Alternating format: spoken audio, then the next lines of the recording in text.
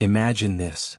You're lying in bed, the world outside hushed and still, yet your mind races with questions that seem to have no answers. What if the very things we take for granted, truth, time, identity, are far stranger than they appear? Welcome to a nighttime journey through 50 paradoxes, where curiosity meets calm and wonder leads to rest. Each paradox is a doorway into the mysteries of existence, inviting you to ponder life's deepest riddles before drifting off into peaceful slumber. Let these enigmas be your guide tonight, a gentle unraveling of thought that soothes the soul and quiets the restless mind.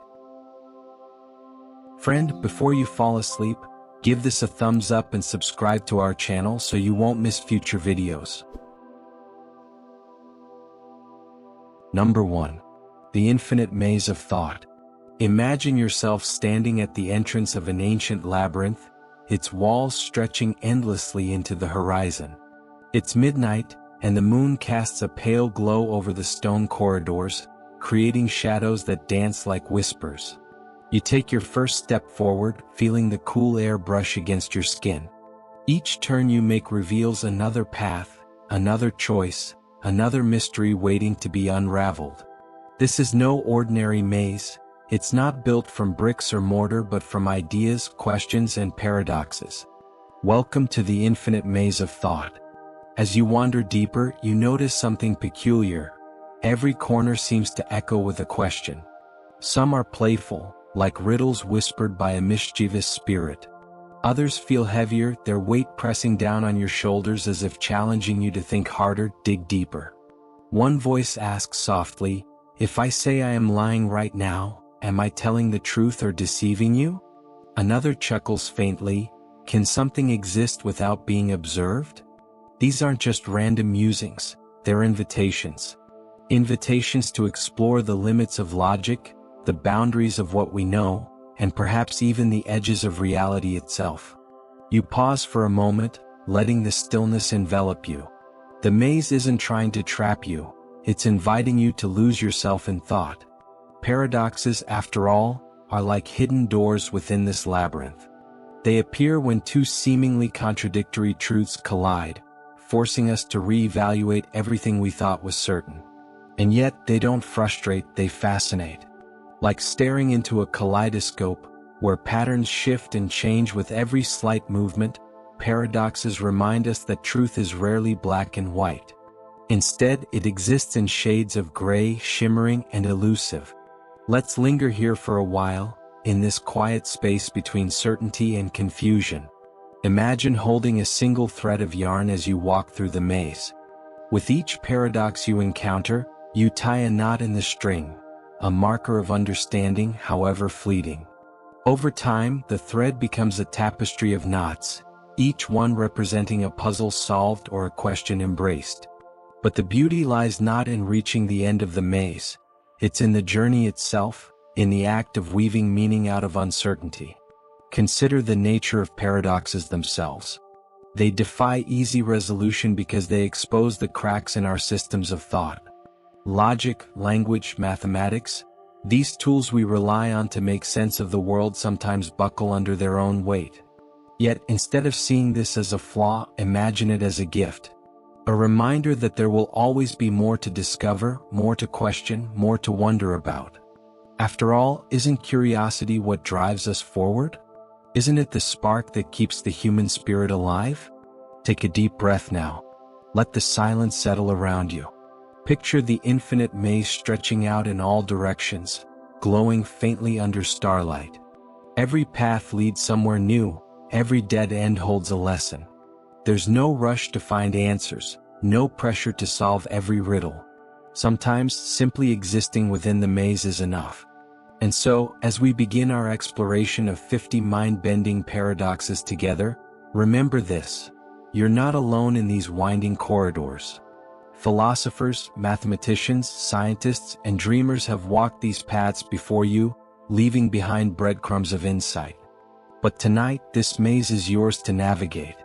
Let your thoughts drift freely, untethered by the need for resolution. Allow yourself to marvel at the mysteries rather than fear them. Before we move on, let's pause one last time.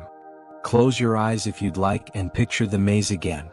Feel its vastness, its endless possibilities. Somewhere in the distance, a soft breeze stirs, carrying with it the faintest sound of laughter, the kind that comes from embracing the unknown. Take a moment to reflect. What would you ask the maze if it could answer? Or better yet, what would it ask you? Now let's continue onward into the heart of the labyrinth, ready to uncover the next twist, the next turn, the next paradox. For now, though, let the image of the infinite maze linger in your mind. Let it comfort you, challenge you, and guide you gently towards sleep.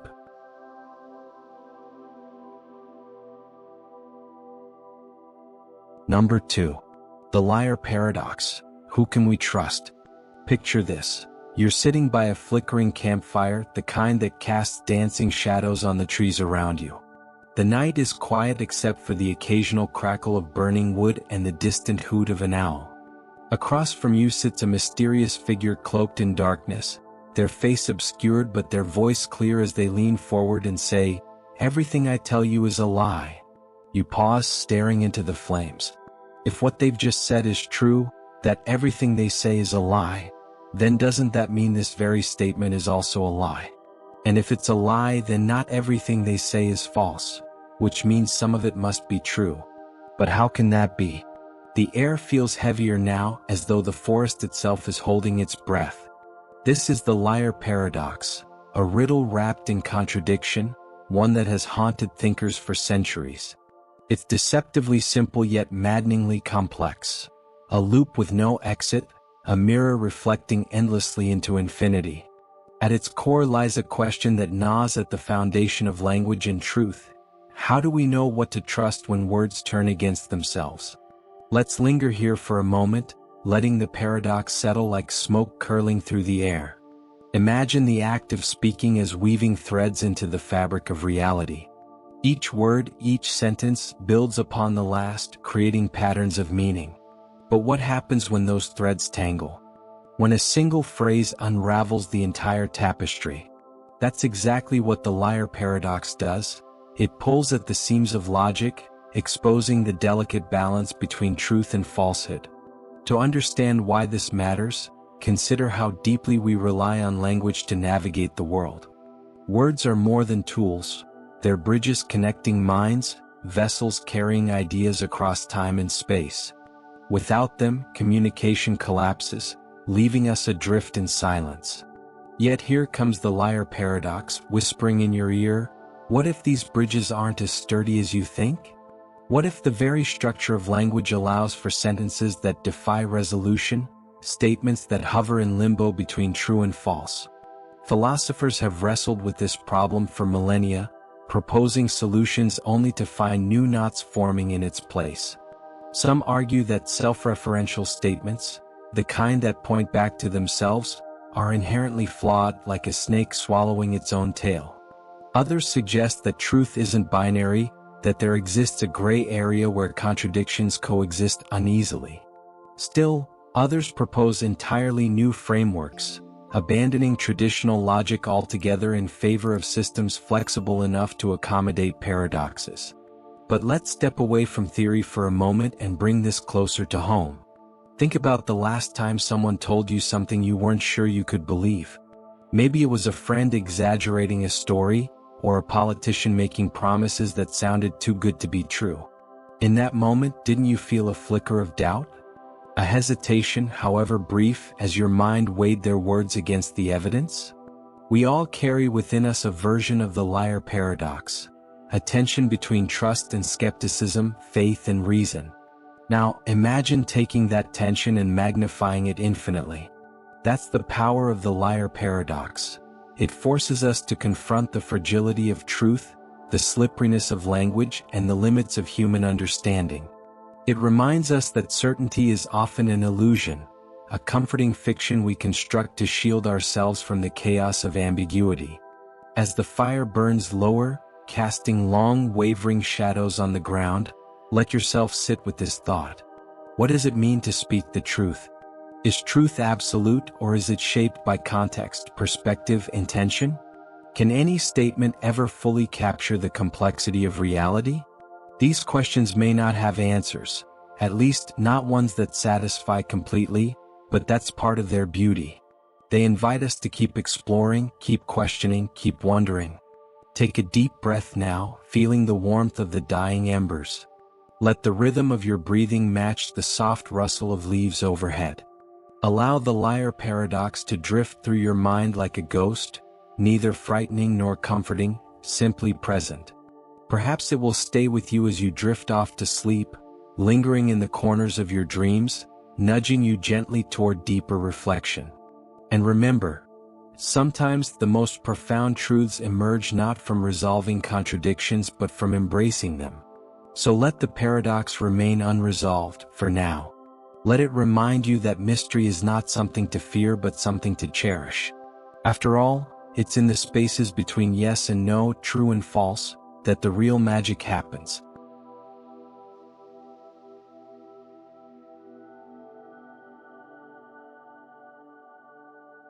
Number 3. Zeno's paradoxes, running forever without moving. Imagine a wide open field at dawn, bathed in the soft golden light of the rising sun.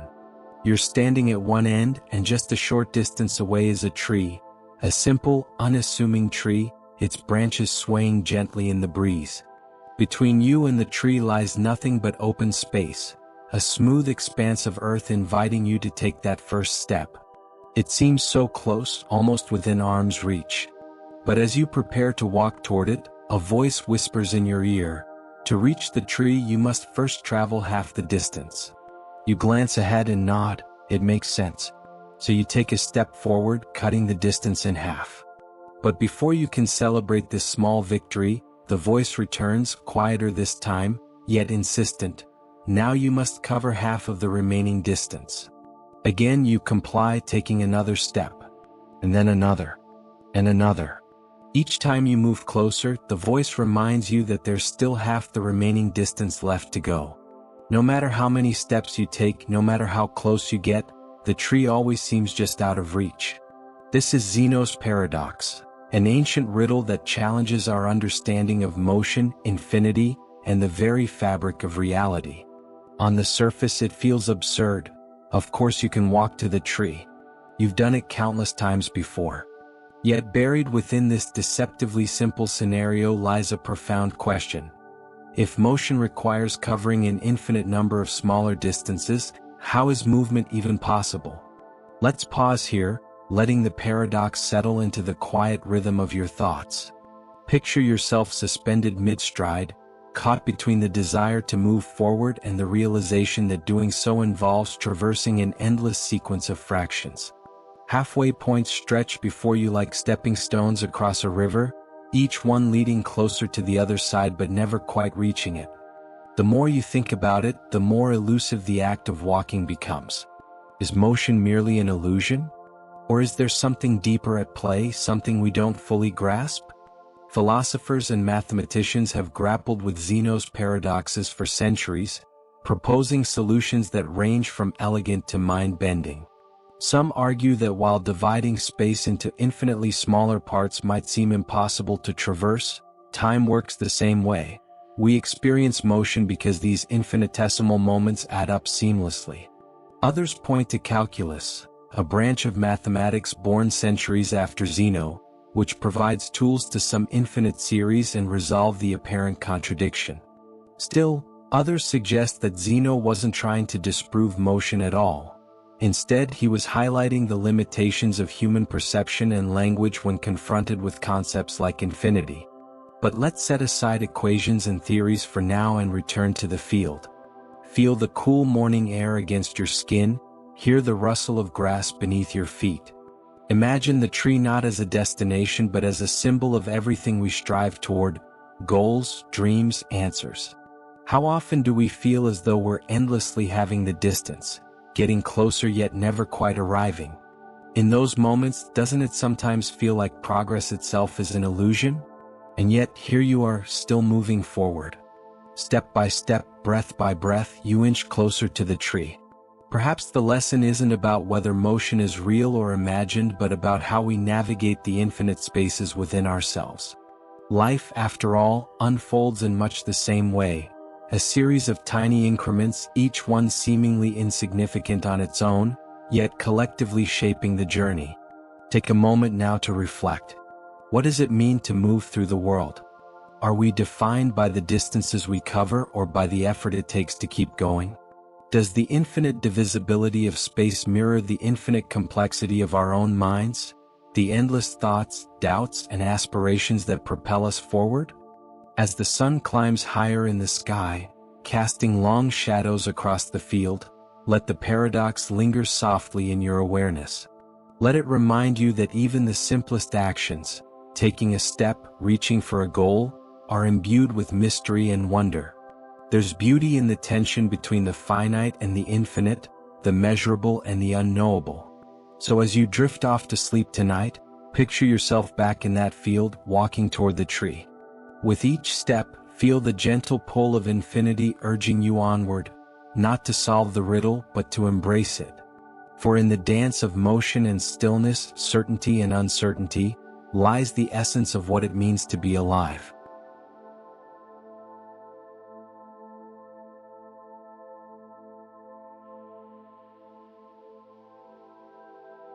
Number 4.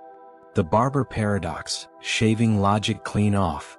Picture a small, quiet village nestled in the countryside, where life moves at a gentle pace. The air smells of fresh hay and blooming wildflowers, and the cobblestone streets are lined with charming cottages. At the heart of this idyllic town is a barber shop, its wooden sign swinging softly in the breeze. Inside you find the village barber, a meticulous man with steady hands and a warm smile. He's known far and wide for his skill, but also for one peculiar rule: I shave every man in the village who does not shave himself. At first glance it seems straightforward enough. If you don't shave yourself, the barber takes care of it. Simple, right? But as you sit there watching him lather up a customer's face, a thought begins to creep into your mind, uninvited yet insistent. Who shaves the barber? If the barber shaves himself, then according to his own rule, he cannot shave himself because he only shaves those who do not shave themselves. But if he doesn't shave himself, then by definition he must shave himself. It's his job after all. Your brow furrows as the paradox loops endlessly in your mind, like a Mobius strip folding back onto itself. It's maddeningly simple yet utterly unsolvable. This is the Barber Paradox, a clever little riddle that exposes the slippery nature of logic when self-reference enters the equation. On the surface, it might seem like nothing more than a playful thought experiment, but beneath its whimsical exterior lies a profound challenge to how we think about rules, systems, and the boundaries of reason. Let's linger here for a moment, letting the absurdity of the situation wash over you. Imagine the barber standing in front of his mirror at home, razor in hand, staring at his reflection. Each time he raises the blade, the paradox rears its head, whispering, "You can't do that." He sets the razor down, frustrated, only to realize that avoiding the task altogether doesn't solve the problem either. The paradox traps him in an eternal limbo, unable to act without contradicting himself. Now, zoom out from the barber's dilemma and consider the broader implications. This isn't just about shaving, it's about the limits of language and logic. Think about the countless systems we rely on every day: laws, mathematics, even social norms, all built on carefully constructed rules designed to keep order. What happens when those rules contain contradictions? When they turn inward and begin to unravel under their own weight? Philosophers have long grappled with questions like these, particularly through the lens of set theory, a branch of mathematics concerned with collections of objects. The Barber paradox is often attributed to Bertrand Russell, who used it to illustrate a similar issue in formal logic: the paradox of sets that contain themselves. Just as the barber cannot exist within his own rule, certain sets defy inclusion or exclusion without collapsing into contradiction. These insights led to groundbreaking advancements in mathematical foundations, forcing thinkers to refine their frameworks and account for such logical pitfalls. But let's bring it back down to earth. away from abstract theories and into the realm of everyday life. Have you ever found yourself caught in a similar kind of loop? Perhaps you've promised to help everyone who can't help themselves, only to wonder whether you should include yourself in that group. Or maybe you've tried to follow a rule so rigidly that it eventually contradicted itself, leaving you stuck in indecision. We've all been the barber at some point, trapped by the very principles meant to guide us. As the sun dips below the horizon, casting a warm orange glow over the village, let the paradox settle gently in your mind. Feel its weight, not as a burden but as a reminder of the complexity hidden within simplicity. There's something oddly comforting about knowing that even the sharpest minds throughout history have wrestled with problems they couldn't fully resolve. It's a humbling acknowledgement that not everything fits neatly into boxes, that some mysteries resist closure. Take a deep breath now, letting the stillness of the evening envelop you. Allow the image of the barber to drift through your thoughts, his razor poised midair, frozen in contemplation. Perhaps he'll never shave himself, or perhaps the answer lies beyond the confines of logic, in a place where rules bend and contradictions coexist peacefully. And so, as you prepare to rest, carry this paradox with you like a soft murmur in the back of your mind. Let it remind you that sometimes, the most intriguing questions aren't meant to be answered but simply held, examined, and appreciated for their ability to stretch the boundaries of thought. After all, it's in the tension between clarity and confusion that we find the true beauty of understanding.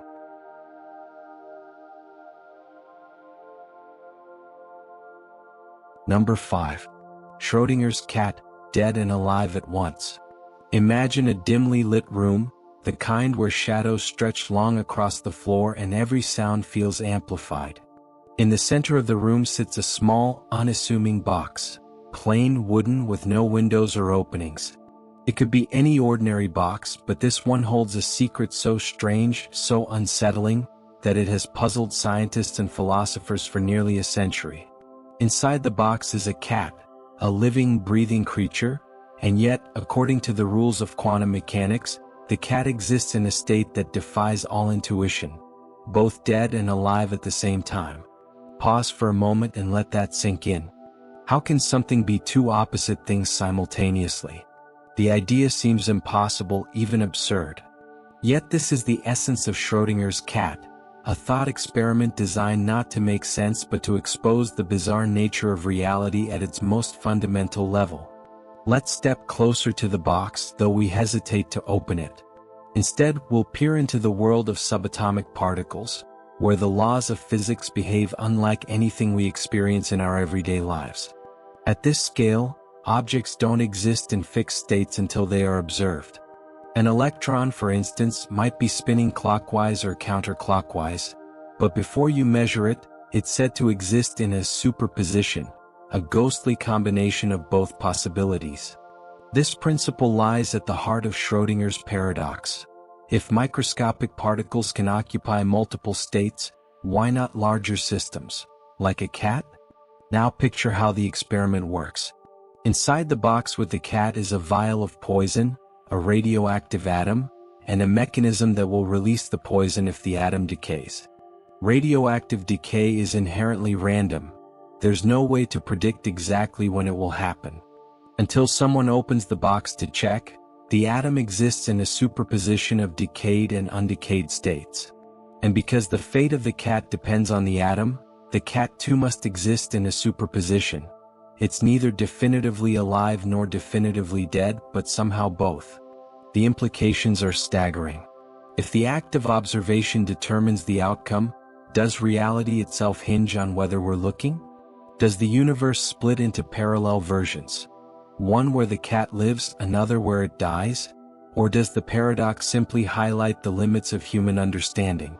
These questions swirl around the box like smoke, curling and twisting until they blur the line between science fiction and scientific fact. But let's pull back from the cosmos and focus on the box again. Imagine placing your hand on its surface, feeling the grain of the wood beneath your fingertips. Though the cat inside represents an extreme abstraction of quantum theory, the paradox resonates deeply with human experience. Haven't we all felt suspended between possibilities, caught in moments of uncertainty where outcomes hang precariously in balance? A job offer pending, a relationship undecided, a future unwritten. All these liminal spaces echo the tension of the cat's dual existence. As you sit with this image, consider what it means to observe, to truly see something for what it is. Does observation create reality or merely reveal it? Is the act of looking an intrusion, collapsing infinite potential into singular actuality? Or is it a collaboration, a dance between observer and observed that shapes the fabric of existence? Take a deep breath now, letting the weight of the paradox rest lightly on your shoulders. Feel the quiet hum of the room, broken only by the faint ticking of a clock somewhere in the distance. Allow yourself to marvel at the strangeness of the universe, the way it resists easy answers, inviting us instead to embrace ambiguity and wonder. Perhaps the cat isn't just a symbol of quantum weirdness. Perhaps it's a mirror reflecting our own place in the great unknown. And as you drift towards sleep, let the image of the box linger in your mind. Picture it sitting silently in the corner of the room, its contents forever uncertain until opened. Maybe tonight, in your dreams, you'll dare to lift the lid and see what lies within. Or maybe you'll leave it closed, content to dwell in the mystery of a world where nothing is ever quite as simple as it seems. Number 6. The Ship of Theseus, Identity over Time. Imagine a harbor bathed in the soft glow of twilight, where the waters shimmer like liquid glass and the air carries the faint scent of salt and wood. Moored at the dock is an ancient ship, weathered by countless voyages across stormy seas and tranquil horizons alike. This is no ordinary vessel, it's the ship of Theseus, a legendary craft that has carried heroes, endured battles, and witnessed the passage of time. But as you stand there admiring its sturdy frame, a question begins to stir in your mind. If every plank, every nail, every piece of this ship were replaced over the years, would it still be the same ship? At first glance, it seems like a simple query about identity. After all, ships are built to last, but even the strongest materials succumb to wear and tear. Replacing parts is necessary for survival. What sailor wouldn't mend their vessel to keep it seaworthy? Yet the more you ponder, the more slippery the concept of sameness becomes. If none of the original components remain, does the essence of the ship endure? Or is it something entirely new, a mere replica cloaked in familiarity? Let's linger here for a moment, tracing the grooves of this paradox with gentle curiosity. Picture the process of restoration. One worn plank removed and replaced with fresh timber, then another and another, until every inch of the ship has been renewed. Each change feels insignificant on its own, a minor repair, a subtle upgrade, but collectively they transform the entire structure. Where do we draw the line between preservation and reinvention? At what point does the ship of Theseus cease to be itself? Now let's add another layer to the thought experiment. Suppose someone had collected all the discarded pieces, the old planks, nails, and sails, and painstakingly reassembled them into a second ship, identical to the original in form and function. Which of the two vessels, if any, deserves the title of the true ship of Theseus?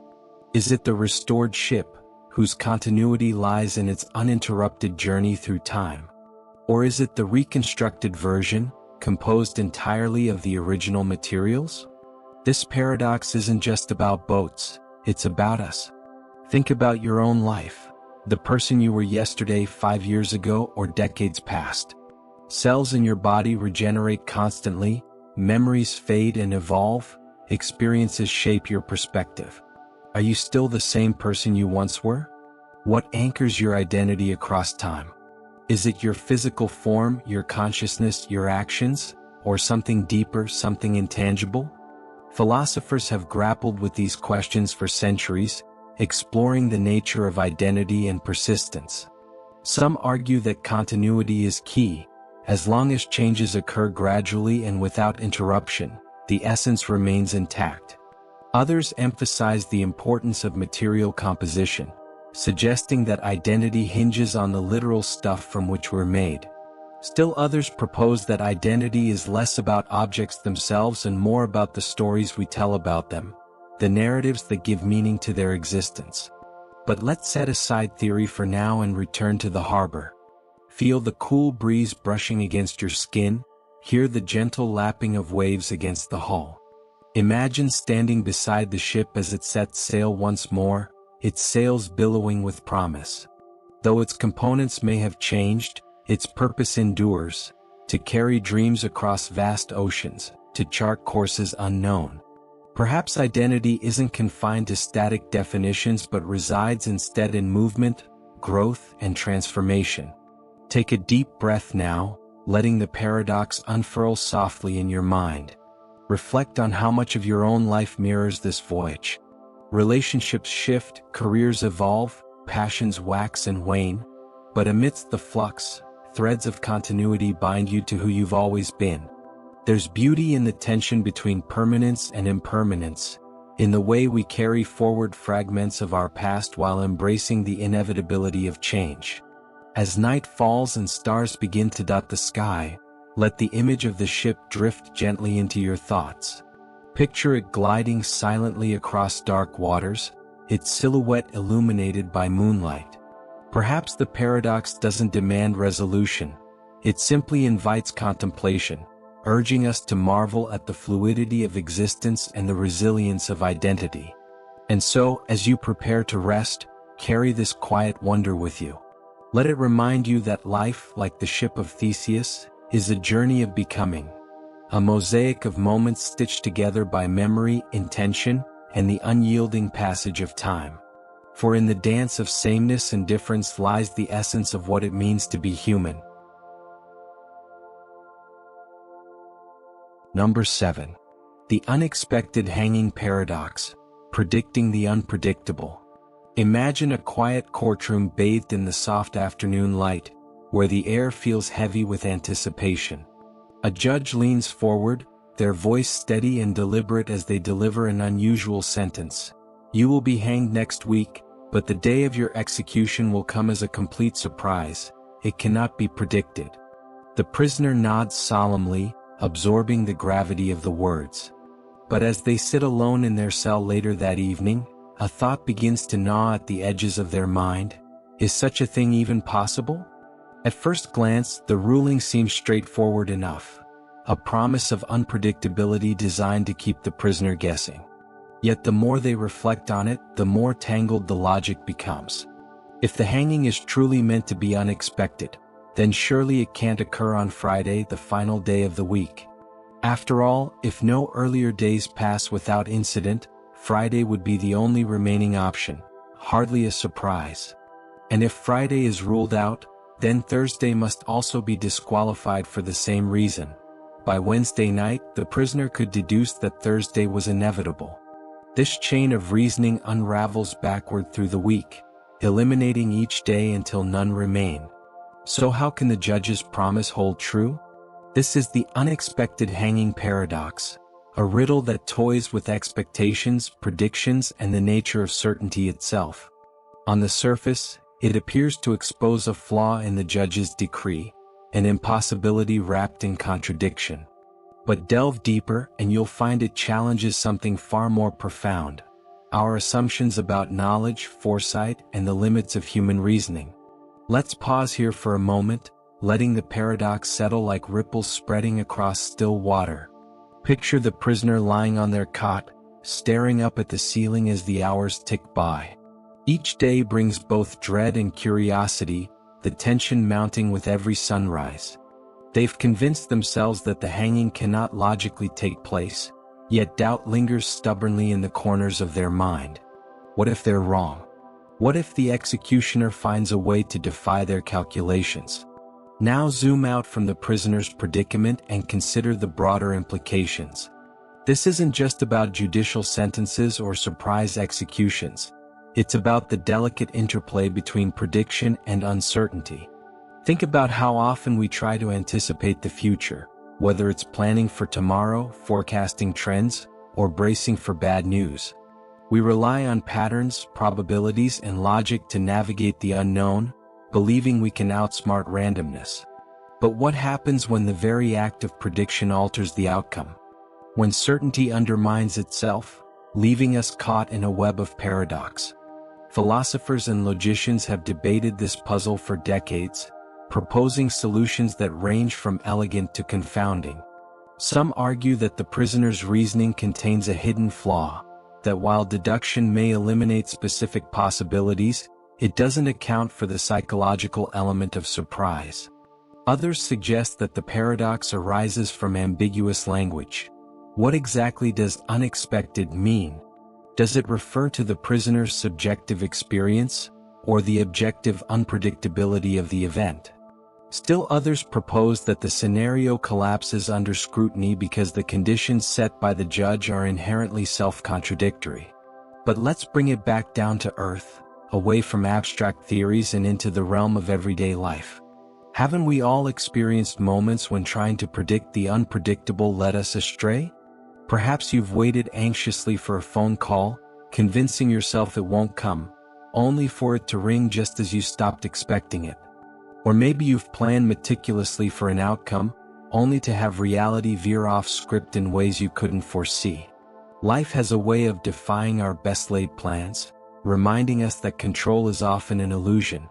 As dusk settles over the prison, casting long shadows across the stone walls, let the paradox linger softly in your awareness.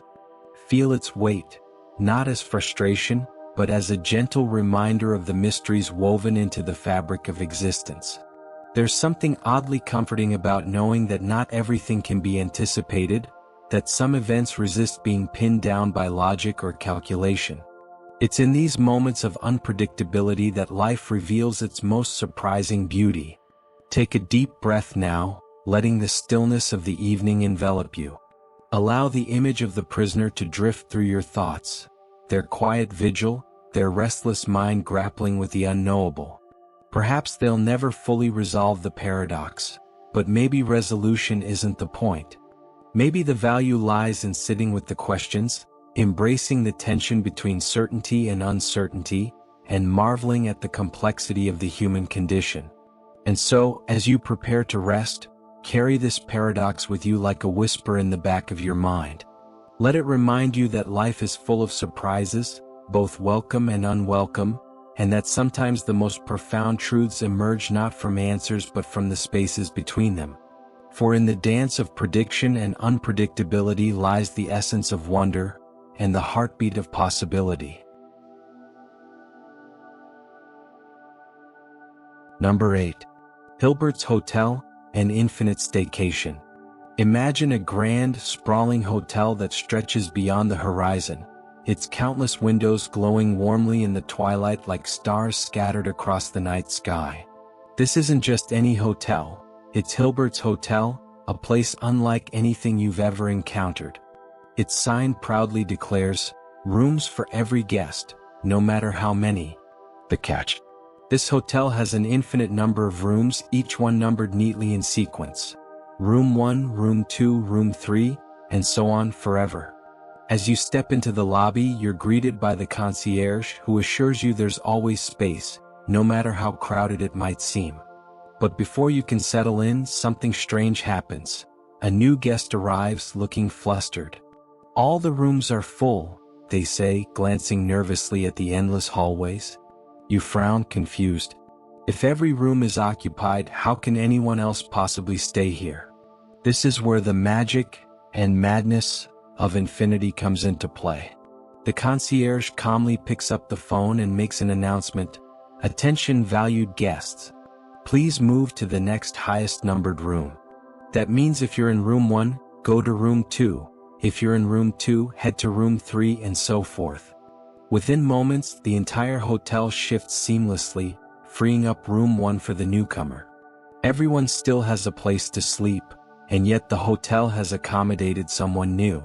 Welcome to Hilbert's Hotel, a thought experiment devised by mathematician David Hilbert to explore the counterintuitive properties of infinity. At first glance, it seems absurd. How can a fully booked hotel with infinite rooms suddenly have space for more guests? Yet this paradox reveals the peculiar rules that govern infinity, where traditional notions of capacity and limits break down entirely. Let's linger here for a moment, letting the implications wash over you. Picture yourself standing in the hallway as guests shuffle past, their belongings trailing behind them. Each person moves just one room forward, creating a domino effect that somehow never ends. It's orderly, efficient, and utterly baffling. What would happen if not just one but an entire busload of new guests arrived, all infinitely many of them? Could the hotel handle such a request? It turns out, yes, but only because infinity operates under its own surreal logic. To make room for infinitely many new arrivals, the concierge simply asks all current guests to double their room numbers. Those in room 1 move to room 2, those in room 2 move to room 4, those in room 3 move to room 6, and so on. In doing so, all the odd-numbered rooms become vacant, an infinite number of them, ready to welcome the newcomers. And just like that, the impossible becomes possible. Now, zoom out from the bustling corridors and consider what this paradox tells us about the nature of infinity. Unlike finite quantities, which obey clear boundaries, infinity defies intuition at every turn. Adding or subtracting doesn't change its size. Multiplying or dividing leaves it unchanged. It's a concept so vast, so limitless, that our human minds struggle to grasp its true nature. Yet within this paradox lies a profound insight. Infinity isn't merely a number, it's a landscape, a realm where ordinary rules dissolve and extraordinary possibilities emerge. But let's bring it back to the real world, or as close as we can get. Think about the systems we rely on daily. Cities expanding to accommodate growing populations, networks handling ever-increasing data, or even your own life managing endless tasks and responsibilities. We often think in terms of limits, assuming there's only so much space, time, or energy available. But what if those constraints were illusions? What if, like Hilbert's hotel, we could find ways to stretch and rearrange what we have, unlocking hidden potential? Take a deep breath now, letting the hum of the hotel fade into the background. Feel the rhythm of your thoughts as they drift between wonder and bewilderment. There's something strangely comforting about infinity. It reminds us that no matter how full our lives may feel, there's always room for more. Whether it's love, creativity, knowledge, or opportunity, the boundaries we perceive are often self-imposed, waiting to be reimagined. As the evening deepens and the lights dim in the hotel's endless corridors, let the paradox linger softly in your mind. Picture the rows of doors stretching into the distance, each one opening to infinite possibilities. Perhaps tonight, in your dreams, you'll wander these halls, meeting guests whose stories stretch as far as the rooms themselves. Or maybe you'll simply marvel at the idea that infinity exists not just in mathematics but in the boundless potential of existence itself. And so, as you prepare to rest, carry this image with you, the infinite hotel, its warm glow inviting you to embrace the unknown. Let it remind you that life, like Hilbert's hotel, is full of surprises, capable of accommodating far more than we ever imagined. For in the dance of finitude and infinity lies the essence of possibility, and the promise of endless discovery. Number 9. The Monty Hall Problem. 3 doors, 1 big surprise. Imagine yourself standing on a brightly lit stage, the kind where spotlights sweep across the floor and an eager audience buzzes with anticipation. In front of you are 3 doors, simple, unassuming panels of wood that could easily blend into any ordinary wall. But these doors hold a secret, one that will challenge everything you think you know about probability and decision-making. Behind one door lies a gleaming prize, a brand new car, its chrome finish sparkling under the lights. Behind the other 2? Goats, their curious faces peeking out just enough to remind you of what's at stake. The host steps forward, his voice smooth and inviting. "Choose a door," he says with a sly smile. You hesitate for a moment before pointing confidently at door number 1. It feels like a good choice. After all, it's as likely to hide the car as any other door. The host nods approvingly but doesn't open your chosen door just yet. Instead, he walks over to door number 3 and swings it open, revealing a goat calmly chewing on some hay. Then, turning back to you, he offers a tantalizing question. Would you like to stick with your original choice or switch to door number 2? This is the Monty Hall problem, a deceptively simple puzzle that has sparked heated debates among mathematicians, statisticians, and casual thinkers alike. At first glance, it seems like switching shouldn't matter. After all, there are only 2 doors left, so each must have a 50% chance of hiding the car, right? Wrong. And here's where things get fascinating. Let's pause here for a moment, letting the tension build in the air. Picture the scene again. You've picked door number 1, and the host has revealed a goat behind door number 3. Now the spotlight is squarely on you. Do you trust your gut and stay with your initial choice, or do you take the risk and switch to the other door?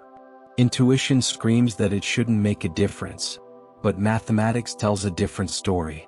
Here's why switching gives you better odds.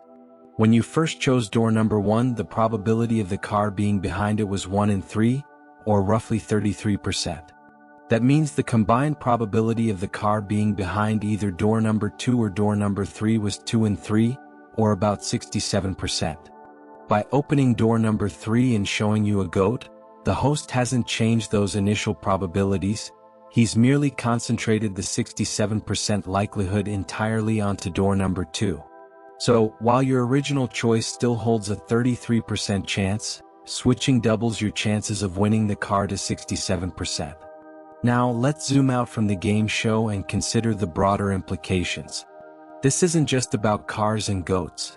It's about how we navigate uncertainty and make decisions based on incomplete information. Think about how often we rely on instinct versus analysis in our daily lives. Would you rather trust your gut feeling when choosing between 2 job offers, or would you dig deeper into the data to weigh the pros and cons? The Monty Hall problem reminds us that sometimes our instincts can lead us astray, even when logic provides a clearer path forward. Philosophers and psychologists have long studied this paradox because it taps into something fundamental about human cognition. We're wired to seek patterns and simplify complex situations, but this tendency can blind us to counterintuitive truths. Even after understanding the math, many people still struggle to accept that switching doors improves their odds. Why? Because it feels unnatural, almost illogical, to abandon our initial choice in favor of something seemingly arbitrary. But let's bring it back to the stage where the pressure is mounting and the audience waits with bated breath. Feel the weight of the decision, not just in terms of winning or losing, but in the way it forces you to confront doubt and uncertainty. There's something oddly liberating about realizing that not every problem has an obvious solution, that sometimes the best answers require stepping outside our comfort zones and embracing complexity. Take a deep breath now, letting the hum of the crowd fade into the background. Allow the image of the 3 doors to drift through your mind, their polished surfaces reflecting the spotlight, their hidden secrets waiting to be uncovered. Perhaps tonight, in your dreams, you'll find yourself back on that stage, faced once more with the same dilemma. Will you stick or switch? Or maybe you'll simply marvel at the elegance of a problem that turns probability into a game of strategy and psychology. And so, as you prepare to rest, carry this paradox with you like a quiet whisper in the back of your mind. Let it remind you that life is full of choices, each one layered with possibilities and uncertainties. For in the dance of chance and reason lies the essence of discovery, and the thrill of finding beauty in the unexpected.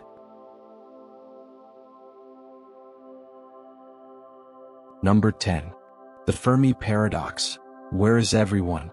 Imagine standing on a quiet hilltop under a vast, star-speckled sky. The air is cool and still, broken only by the occasional rustle of leaves or the distant call of an owl. Above you, the universe stretches endlessly, billions of galaxies, each containing billions of stars, many with planets orbiting them.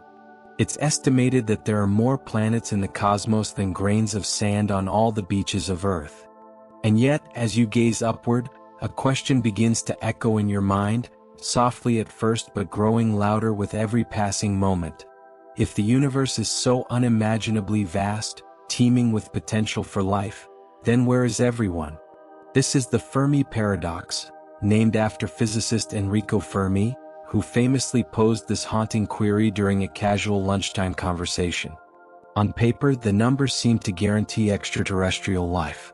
With so many stars, so many habitable worlds, and billions of years for civilizations to develop, it feels almost inevitable that intelligent beings would have emerged somewhere out there beyond our pale blue dot. Yet, despite decades of searching, we've found no definitive evidence. No signals, no spacecraft, no cosmic postcards from interstellar neighbors. Let's linger here for a moment, letting the paradox settle into the quiet rhythm of your thoughts. Picture the Milky Way galaxy, a swirling disk of light spanning over 100,000 light-years, home to roughly 200 billion stars. Now zoom out further, imagining the observable universe which contains hundreds of billions of galaxies like ours. If even a tiny fraction of those stars have planets capable of supporting life, and if only a fraction of those planets gave rise to intelligent civilizations, then why does the night sky remain silent? Scientists and philosophers have proposed countless explanations, each one more intriguing and sometimes unsettling than the last. Perhaps advanced civilizations destroy themselves before they can reach out, succumbing to nuclear war, environmental collapse, or other self-inflicted catastrophes. Maybe alien societies exist but choose not to communicate either out of caution, indifference, or because they're observing us quietly, like scientists studying lab rats. Or could it be that we're simply looking in the wrong places, or worse, misunderstanding what constitutes life altogether? Now let's bring it closer to home. Think about humanity's own brief history in the grand timeline of the universe. Modern humans have existed for just 200,000 years, a blink of an eye compared to the 13.8 billion year age of the cosmos. Our ability to send and receive signals across space has been around for less than a century. What are the chances that another civilization would happen to overlap with us in both time and technology? Could it be that the universe is alive with activity, but its inhabitants are separated by insurmountable gulfs of distance and time? But there's something deeper here too, a reflection on our place within the cosmos. The Fermi paradox forces us to confront profound existential questions. Are we alone in the universe, or are we part of something far greater? If we're truly unique, does that make human existence infinitely precious, or crushingly lonely? And if others are out there watching silently from afar, what might their presence mean for us? Take a deep breath now, letting the enormity of the question wash over you. Feel the gentle breeze against your skin, hear the faint hum of crickets in the grass. Allow yourself to marvel at the mystery, not as a problem to solve, but as a wonder to embrace. There's something oddly comforting about the silence, about the possibility that we may never fully understand the universe's secrets. After all, isn't it the unanswered questions that keep us gazing skyward, dreaming of what lies beyond? As the hours pass and the stars wheel slowly overhead, let the paradox linger softly in your awareness. Picture the infinite expanse of space, dotted with countless worlds, each spinning silently through the void. Perhaps tonight, in your dreams, you'll find yourself aboard a spaceship, drifting between the stars, searching for signs of life. Or maybe you'll simply sit here on this hilltop, content to wonder, to hope, to dream. And so, as you prepare to rest, carry this quiet awe with you. Let it remind you that life is a rare and beautiful gift, whether or not we ever find others sharing it with us. For in the vast emptiness of the cosmos lies the essence of possibility, and the promise that even in silence, there is meaning.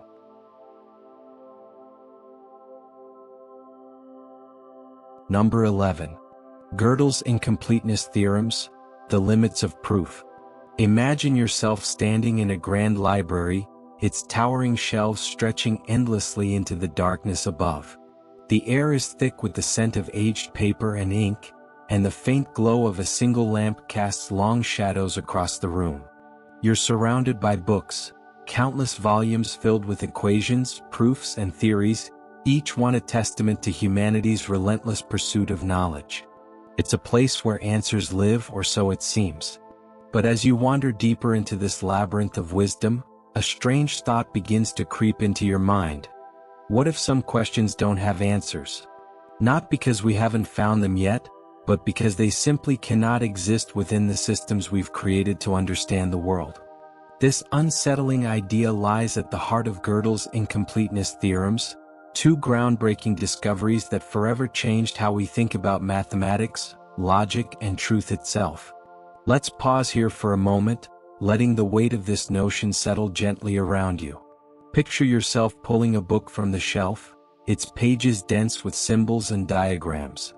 At first glance, it feels like a fortress of certainty, a system built on unshakable foundations, where every statement can be proven true or false. But what if there are cracks in these foundations? What if, hidden among the elegant formulas and rigorous proofs, are statements that defy resolution? This is precisely what Kurt Gödel revealed in 1931.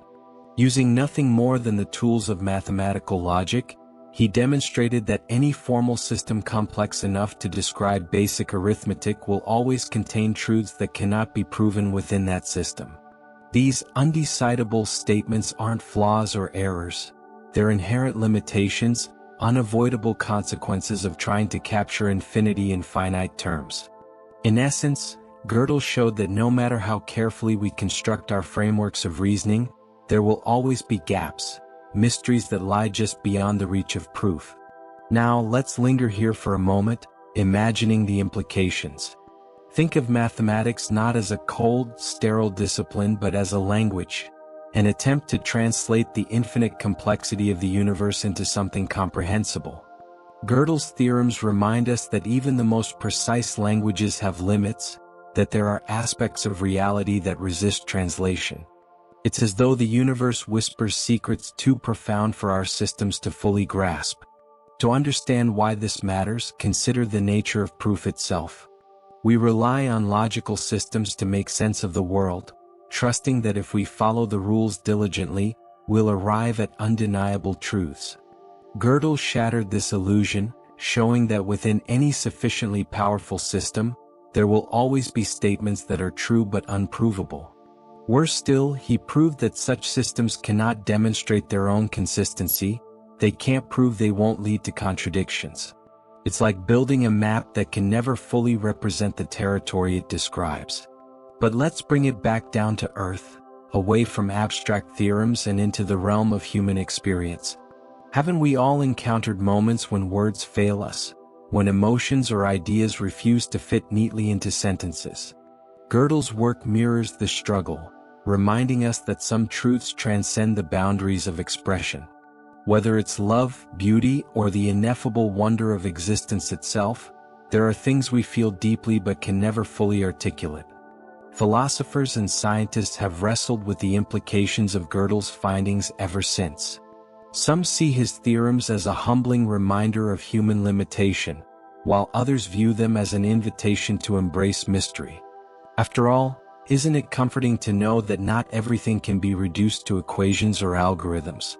That there will always be room for intuition, creativity, and exploration?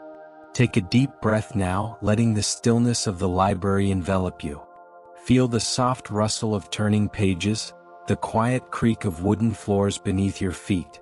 Allow yourself to marvel at the paradoxical beauty of Gödel's discovery, the fact that incompleteness is not a flaw but a feature of any meaningful system. There's something profoundly liberating about realizing that perfection isn't the goal, that the search for understanding is valuable precisely because it's endless. As the hours pass and the lamplight grows dimmer, let the paradox linger softly in your mind.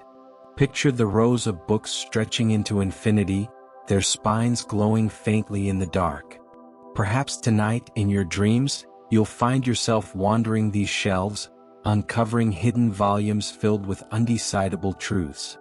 Or maybe you'll simply sit here, content to rest amidst the silence, knowing that some mysteries are meant to remain unsolved. And so, as you prepare to drift off to sleep, carry this quiet wonder with you. Let it remind you that life, like mathematics, is full of questions without easy answers, and that's okay. For in the spaces between proof and uncertainty lies the essence of discovery and the promise of infinite possibility.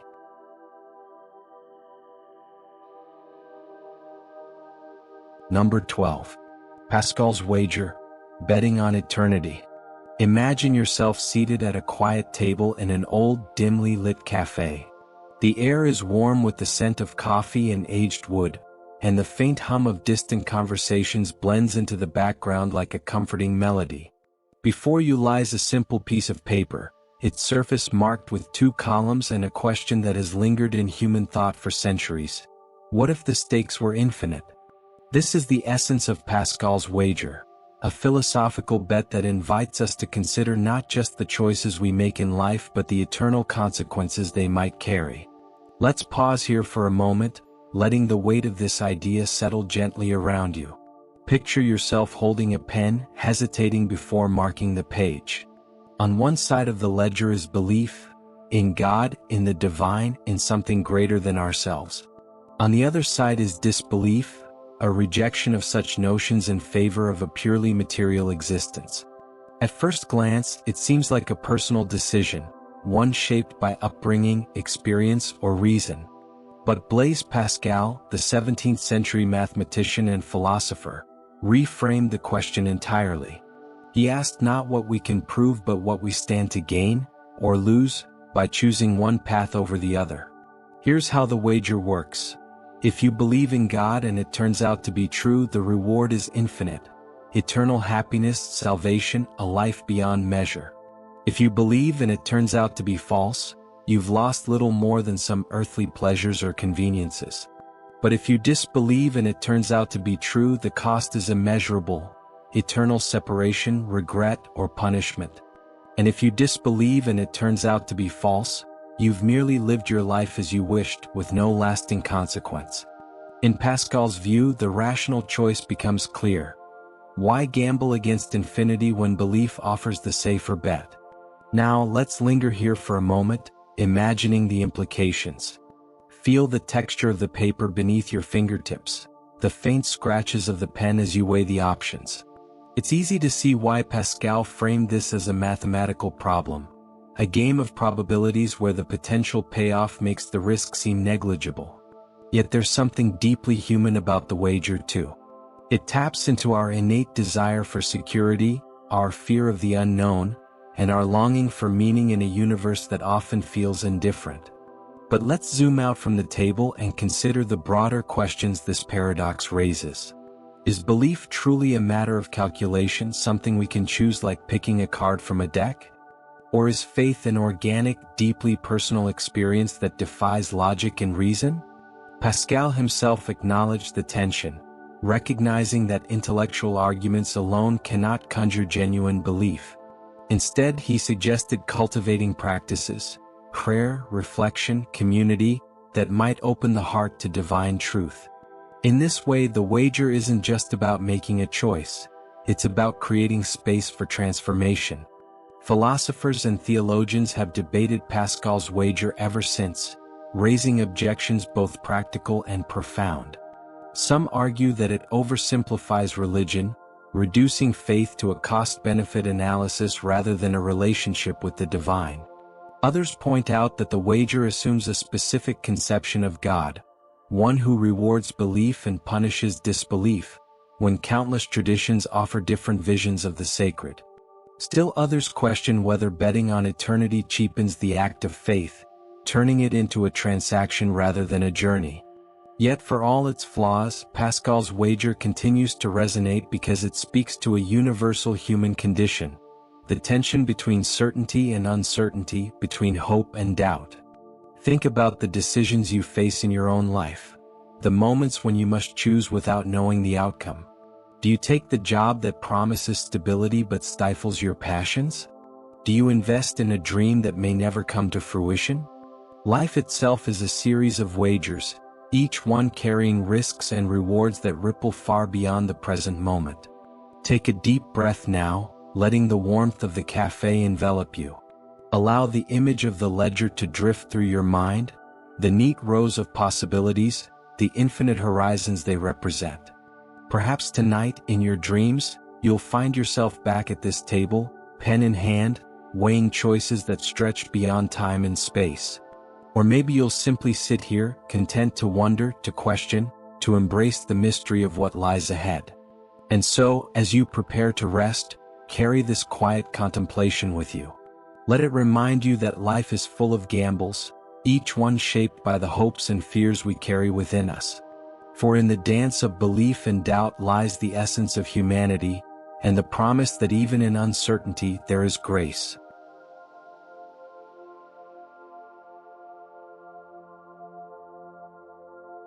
Number 13. Newcomb's paradox, free will versus predictability.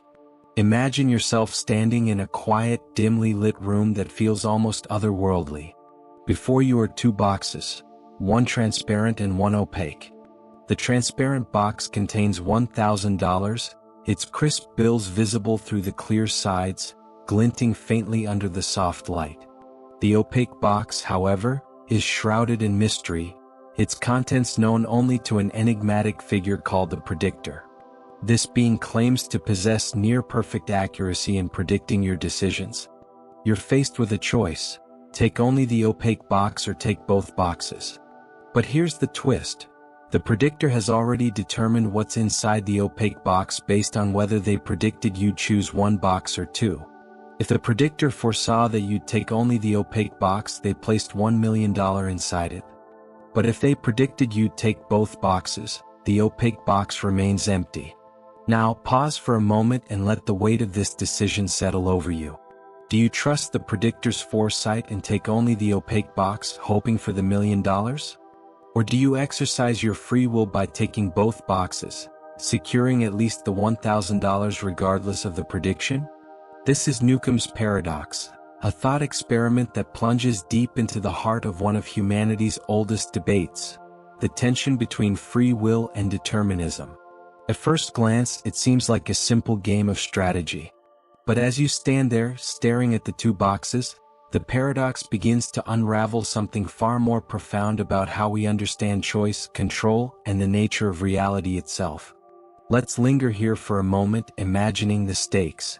If you believe the predictor is infallible, if their track record proves they've never been wrong, then taking only the opaque box appears to be the rational choice. After all, if they've accurately foreseen your decision, choosing just the opaque box guarantees you walk away with $1 million. On the other hand, skeptics might argue that no matter what the predictor decided beforehand, the $1,000 in the transparent box is already yours to claim. Adding the opaque box to your haul ensures you gain something, even if it turns out to be empty.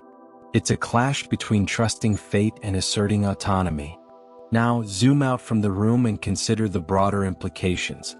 This isn't just about boxes and money, it's about how we navigate life's countless choices, each influenced by forces seen and unseen.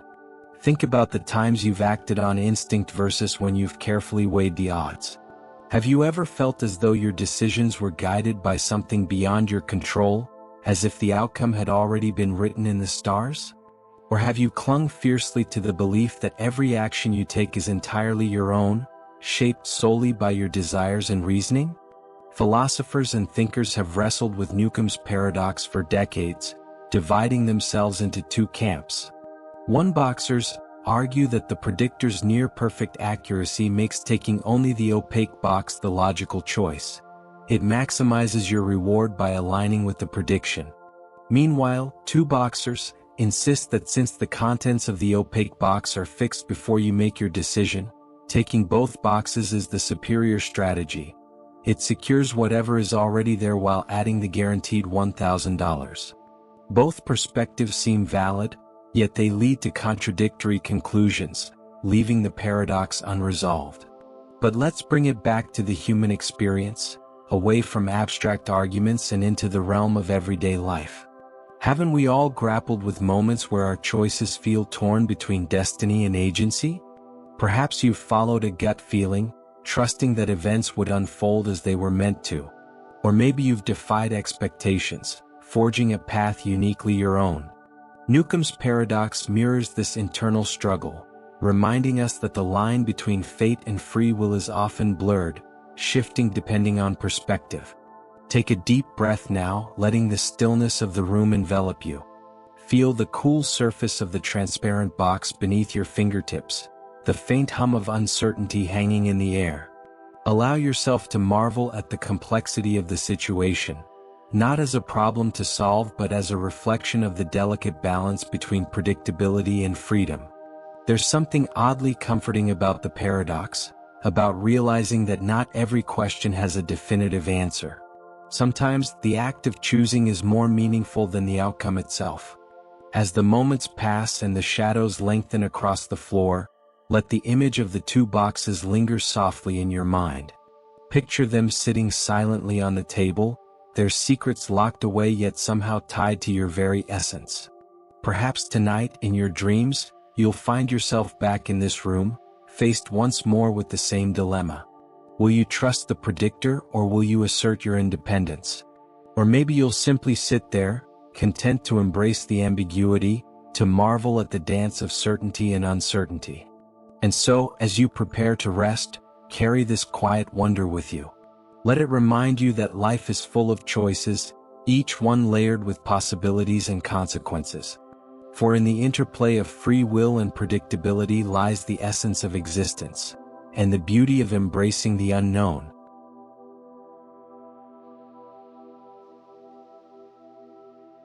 Number 14. The Banach-Tarski paradox, doubling the impossible.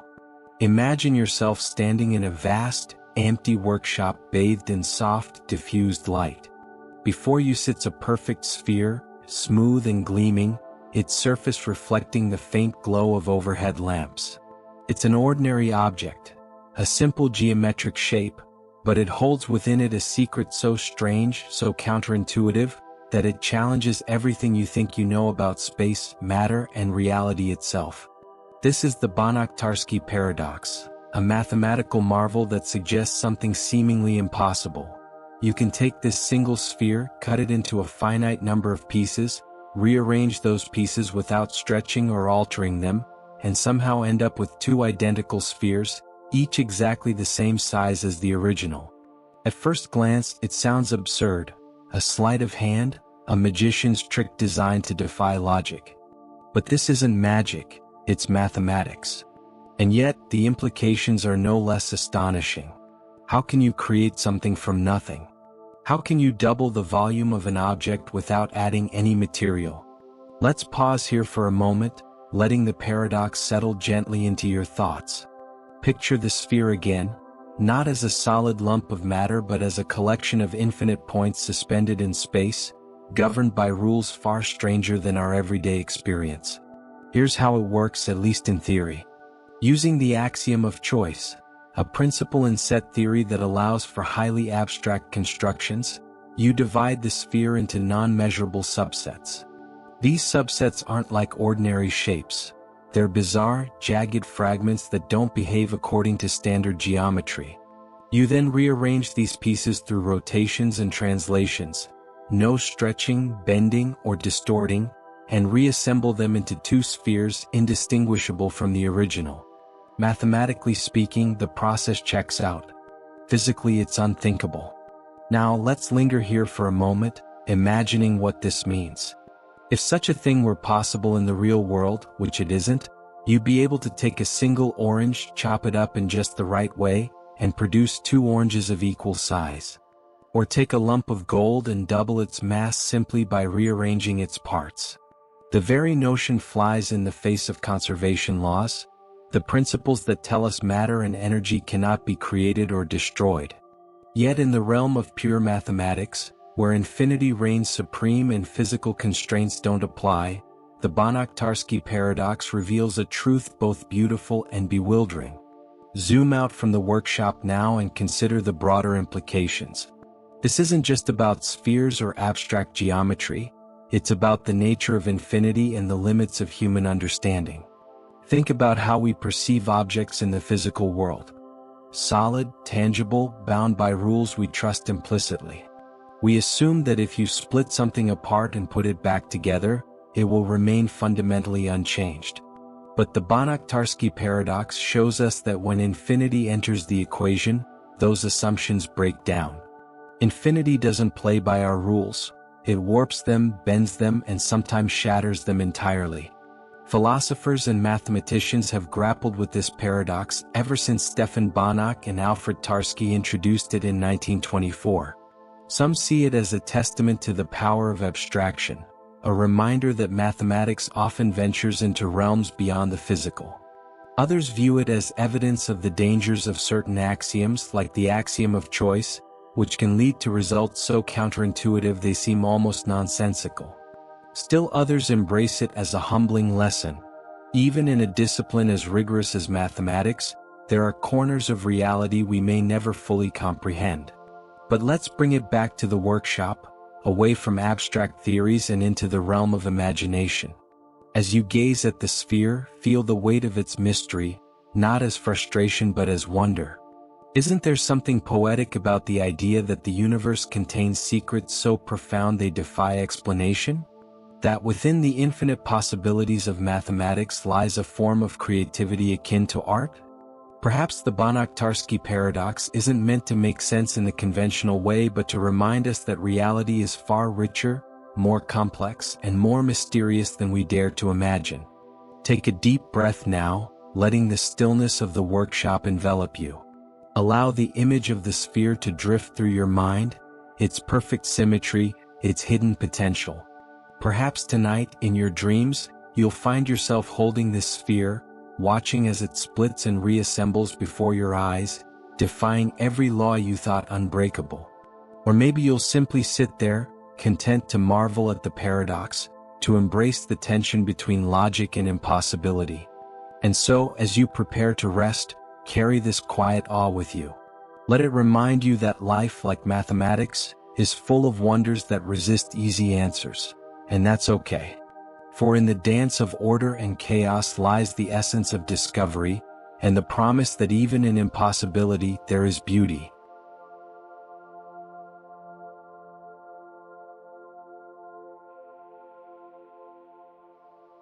Number 15. The Sorites paradox. When does a heap stop being a heap? Imagine yourself standing in a quiet, sunlit barn, its wooden beams glowing warmly under the golden afternoon light. Before you lies a pile of sand, grains stacked neatly into a small mound that rises just above your knees. It's modest but unmistakably a heap, there's no question about it. Yet as you stand there, a curious thought begins to creep into your mind. If I remove one grain of sand, is it still a heap? It seems like an easy question to answer, at least at first. Of course it's still a heap. Losing one grain wouldn't make much difference. So you reach down and carefully pluck away a single grain, letting it slip through your fingers and fall softly to the ground. The heap remains unchanged, its shape intact. But then another question arises, whispering insistently, what if I take away another grain? And another? At what point does this heap cease to be a heap? This is the Sorites paradox, a deceptively simple riddle that probes the boundaries of language, perception, and classification. Named after the Greek word for heap, the paradox hinges on the slippery nature of vague terms like heap, bald, or tall. These words lack precise definitions, existing instead in a gray area where meaning shifts gradually rather than abruptly. And yet, we rely on them every day to describe the world around us.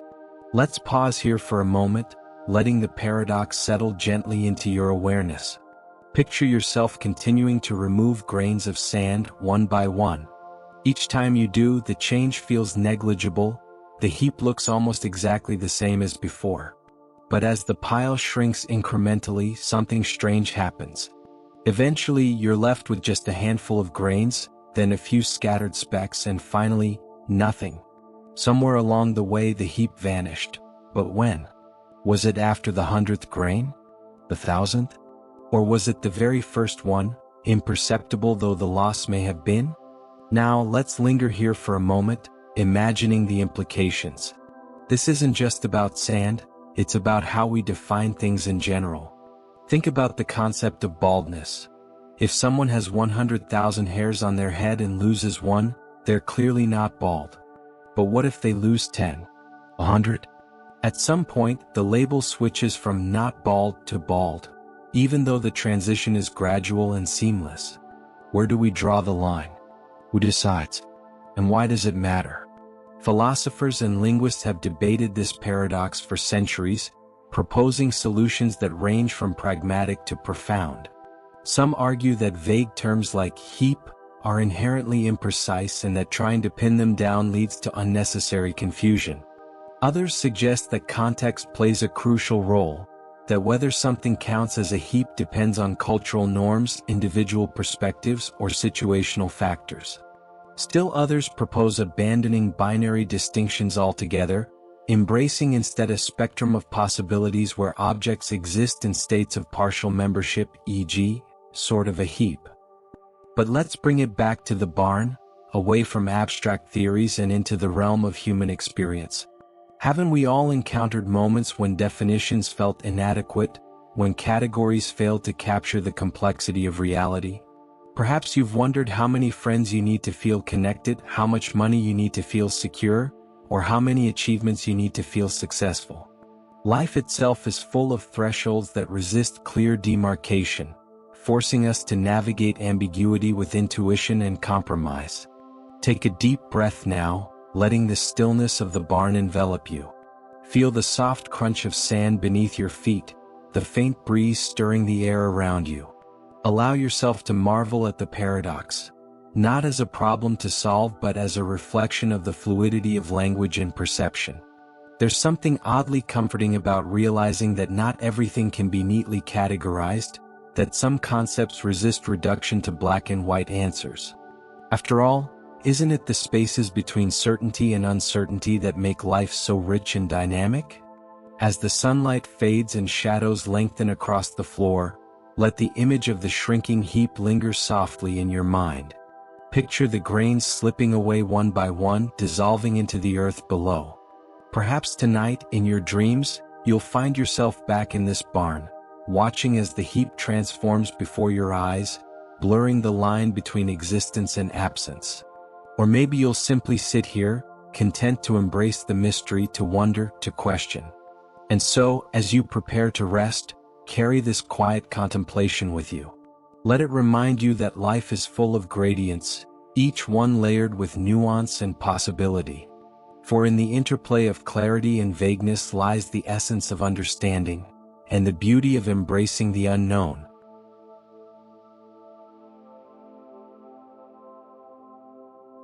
Number 16. The Bootstrap Paradox. Who wrote the timeless book? Imagine yourself seated at a weathered wooden desk in a dimly lit study, the kind of room where time feels suspended in the air. The faint scent of aged paper and leather fills the space, and the only sound is the rhythmic ticking of an old clock on the wall. Before you lies a book, an ancient dog-eared tome with faded gold lettering on its spine. Its pages are filled with wisdom so profound, so timeless, that it seems to transcend the era in which it was written. But here's the mystery: who wrote it? The story goes like this. You discover the book by chance in a dusty library, intrigued by its cryptic title and mysterious authorship. As you read, you realize its insights are unparalleled, offering solutions to problems humanity has grappled with for centuries. Inspired, you decide to take the book back in time, leaving it in a place where someone will find it before it originally existed. And so, the cycle begins. The book exists because you found it, but you only found it because it already existed. There's no clear starting point, no original creator, just an endless loop of cause and effect. This is the Bootstrap Paradox, a mind-bending conundrum that explores the tangled web of time travel and causality. Named after the phrase, pulling oneself up by one's bootstraps, the paradox challenges our understanding of creation and origins. If the book had no true author, if it simply materialized within the loop of time, then where did its ideas come from? Can something exist without ever being created? Let's pause here for a moment, letting the weight of this idea settle gently around you. Picture the book again, not as an ordinary object but as a symbol of infinite recursion, a riddle wrapped in eternity. Each page feels heavier now, laden with the paradoxical truth of its existence. It's as though the book defies the very laws of reality, existing outside the boundaries of linear time. How can something have no beginning yet persist indefinitely?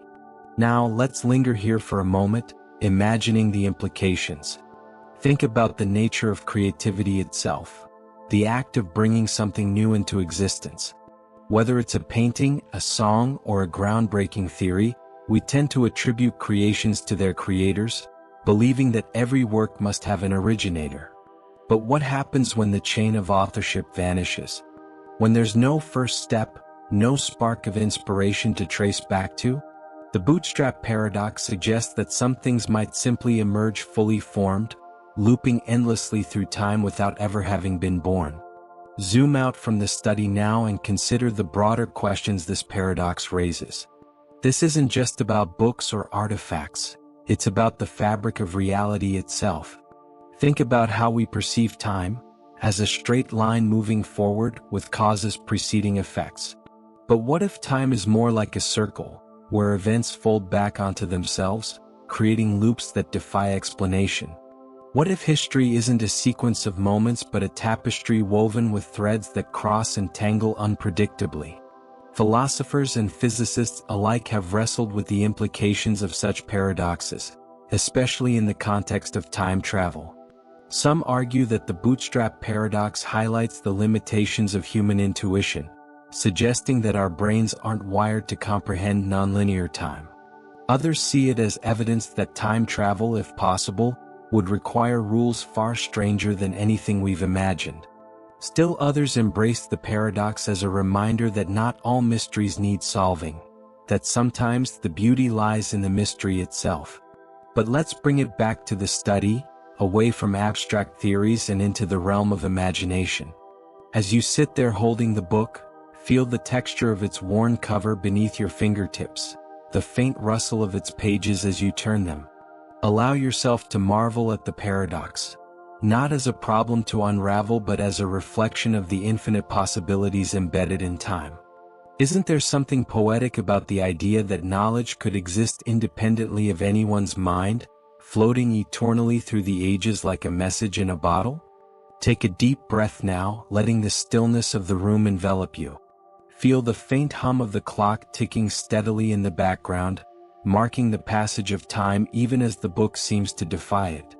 Perhaps tonight, in your dreams, you'll find yourself traveling through time, witnessing the book's journey across centuries, watching as it appears and reappears in different hands, always unchanged yet profoundly transformative.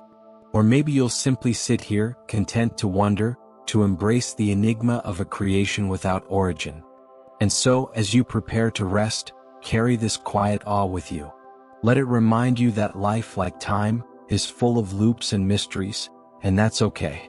For in the dance of beginnings and endings lies the essence of eternity, and the promise that some truths may forever elude us.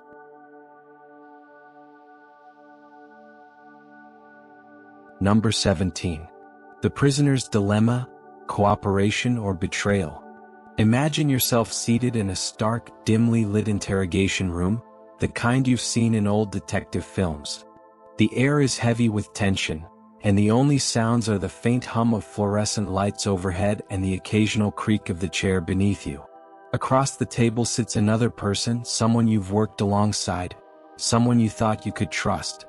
The two of you have been arrested, accused of committing a crime together. But here's the catch: neither of you can communicate with the other. Instead, you're each presented with a choice that will determine not just your fate but theirs as well. The authorities offer you a deal. If you confess and implicate your partner, you'll receive a reduced sentence while they face the full penalty. If both of you remain silent, you'll each serve a minimal punishment for a lesser charge. But if you stay quiet and your partner betrays you, you'll take the fall alone while they walk free. The clock is ticking and the pressure mounts. What do? Trust your partner to cooperate or protect yourself by betraying them first? This is the prisoner's dilemma, a thought experiment that delves into the heart of human behavior, exploring the tension between self-interest and collective good. At its core, it's a simple scenario, but its implications ripple far beyond the confines of this imaginary room. It forces us to confront a fundamental question. When faced with a choice between cooperation and betrayal, what drives our decisions, and what are the consequences? Let's pause here for a moment, letting the weight of the dilemma settle over you. Picture the scene again, the cold metal table, the flickering light, the uncertainty gnawing at your mind. If you assume your partner will stay silent, it seems logical to betray them. You'd go free while they suffer the consequences. But if you assume they'll betray you, then staying silent would leave you vulnerable, making betrayal seem like the safer option. Either way, the rational choice appears to be betrayal. Yet paradoxically, if both of you follow this logic, you'll end up worse off than if you'd both cooperated. Now, let's linger here for a moment, imagining the broader implications. This isn't just about two prisoners in a room. It's about how we navigate relationships, societies, and systems built on trust. Think about the times you've had to decide whether to collaborate or compete. Have you ever hesitated before helping someone, wondering if they might take advantage of your generosity? Or have you chosen to act selflessly, hoping others would do the same? Life is full of these moments, where the balance between individual gain and mutual benefit hangs precariously in the air. Philosophers, economists, and psychologists have studied the prisoner's dilemma extensively, using it to model everything from business negotiations to international diplomacy. Some argue that repeated interactions, the so-called iterated version of the dilemma, encourage cooperation as people learn to value long-term relationships over short-term gains.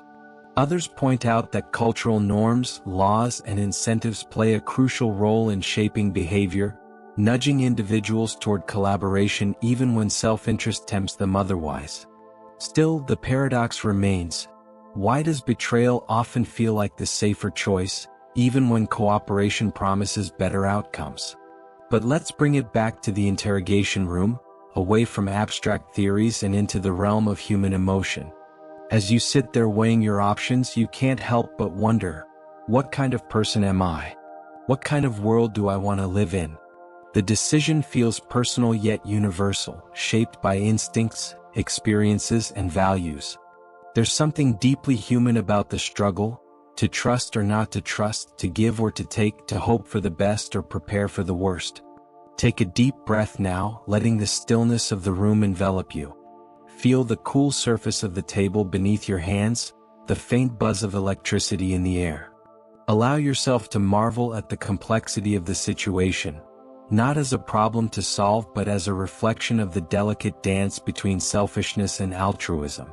Isn't there something poetic about the fact that our choices, no matter how small, ripple outward, shaping the lives of those around us? As the minutes pass and the silence grows heavier, let the image of the interrogation room linger softly in your mind.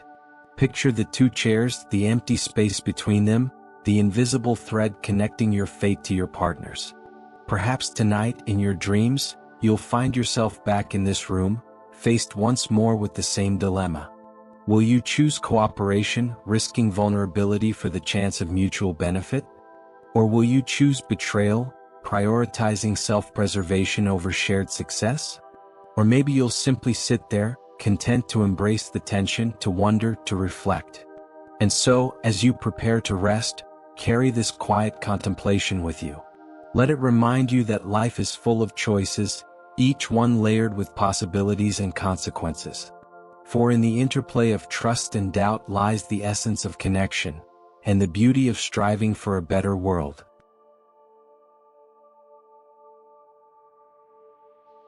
Number 18. The trolley problem, sacrificing one to save many. Imagine yourself standing on a narrow footbridge overlooking a set of train tracks. Below you, a runaway trolley barrels down the rails, its wheels screeching against the metal with an urgency that sends shivers up your spine.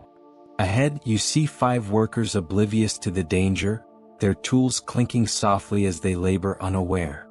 If the trolley continues on its current path, it will strike them without mercy, leaving no survivors. But there's a catch. Beside you stands a large stranger, and if you push them onto the tracks, their body will stop the trolley, saving the 5 workers, but at the cost of the stranger's life. This is the trolley problem, a moral dilemma so stark and visceral that it cuts to the core of how we think about ethics, sacrifice, and responsibility. At first glance, the choice seems clear: save 5 lives by sacrificing 1. Yet as you stand there, frozen in indecision, the weight of the decision presses down on you like a physical force. Is it right to take 1 life to save many? And if so, who gives you the authority to decide? Let's pause here for a moment, letting the scene settle into your mind. Picture the trolley hurtling forward, its momentum unstoppable. Hear the distant shouts of the workers as they finally notice the approaching danger, though it's too late for them to escape. Now turn your attention to the stranger beside you, their presence solid and real, their breath steady and warm. To push them onto the tracks would be deliberate, intimate, personal. It's not just a calculation, it's an act fraught with consequence, guilt, and moral ambiguity. Now let's linger here for a moment, imagining the implications. This isn't just about trains or strangers, it's about how we weigh lives against each other, how we justify harm in pursuit of greater good. Think about the times you've faced decisions where someone had to lose for others to win. Perhaps you've prioritized one friend over another, chosen between helping a family member or pursuing your own goals, or sacrificed short-term comfort for long-term gain. Life is full of these trade-offs, but rarely are they as explicit, or as brutal, as the scenario before you now. Philosophers have debated the trolley problem for decades, using it to explore different ethical frameworks. Utilitarians argue that the morally correct action is the one that maximizes overall well-being. In this case, saving 5 lives at the expense of 1. Deontologists, however, might insist that actively causing harm, like pushing the stranger, is inherently wrong regardless of the outcome. Meanwhile, virtue ethicists focus on the character of the person making the decision, asking what kind of person you want to be in this moment. Each perspective offers insights, yet none provides a definitive answer. But let's bring it back to the footbridge, away from abstract theories and into the realm of human emotion. As you stand there, torn between action and inaction, feel the tension in your chest, the racing of your thoughts. Pushing the stranger feels unthinkable, yet doing nothing condemns 5 innocent people to die. What kind of world do you want to live in? One where sacrifices are made for the greater good, or one where individuals are protected from being used as means to an end? There's something profoundly unsettling about the dilemma, a reminder that morality is rarely black and white. Take a deep breath now, letting the stillness of the moment envelop you. Feel the cool breeze brushing against your skin, the faint vibration of the trolley's approach beneath your feet. Allow yourself to marvel at the complexity of the situation, not as a problem to solve but as a reflection of the impossible choices we sometimes face. Isn't there something poetic about the fact that our moral compasses are tested not by easy answers but by hard questions? As the seconds tick by and the trolley draws closer, let the image of the tracks linger softly in your mind. Picture the workers, the stranger, the lever, or lack thereof, that determines their fates. Perhaps tonight, in your dreams, you'll find yourself back on this bridge, faced once more with the same harrowing choice. Will you act decisively, believing in the righteousness of your decision? Or will you hesitate, paralyzed by the enormity of the stakes? Or maybe you'll simply sit there, content to embrace the uncertainty, to reflect, to wonder. And so, as you prepare to rest, carry this quiet contemplation with you. Let it remind you that life is full of dilemmas, each one layered with nuance and consequence. For in the interplay of right and wrong lies the essence of humanity, and the beauty of striving to do better, even when the answers elude us.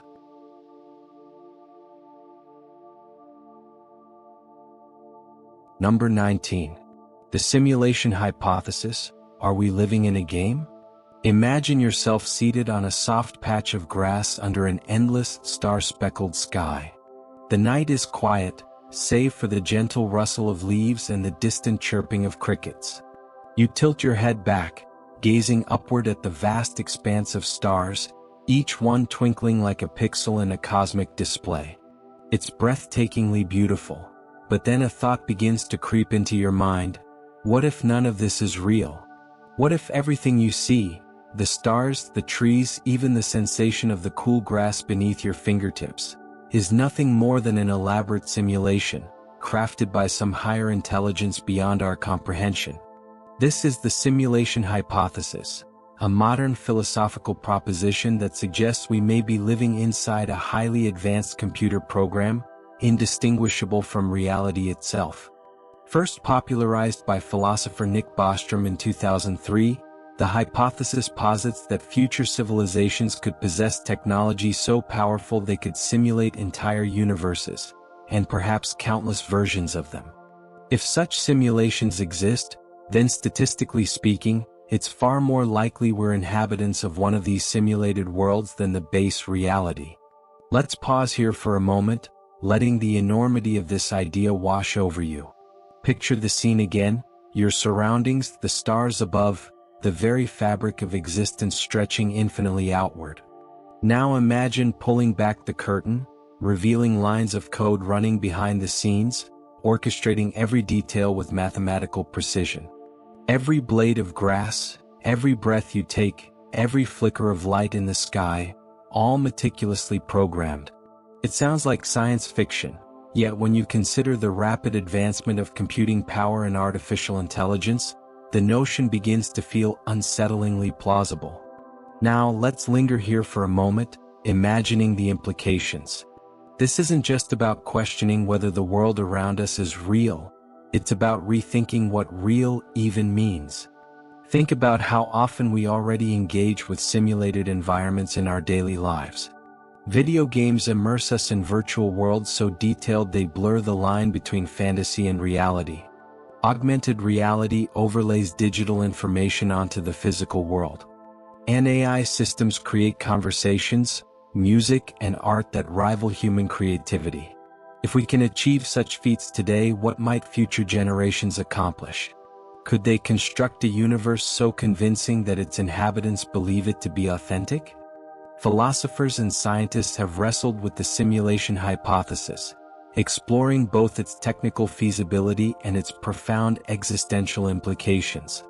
Some argue that if we are indeed living in a simulation, it doesn't diminish the significance of our experiences. After all, emotions, relationships, and discoveries still hold meaning within the confines of the program. Others suggest that recognizing the possibility of a simulated reality opens up new avenues for exploration. What if glitches or anomalies reveal themselves? Could we interact with the architects of the simulation, transcending our perceived limitations? But let's bring it back to the grassy hillside, away from abstract theories and into the realm of human curiosity. As you sit there pondering, feel the weight of the question, not as something to fear but as something to marvel at.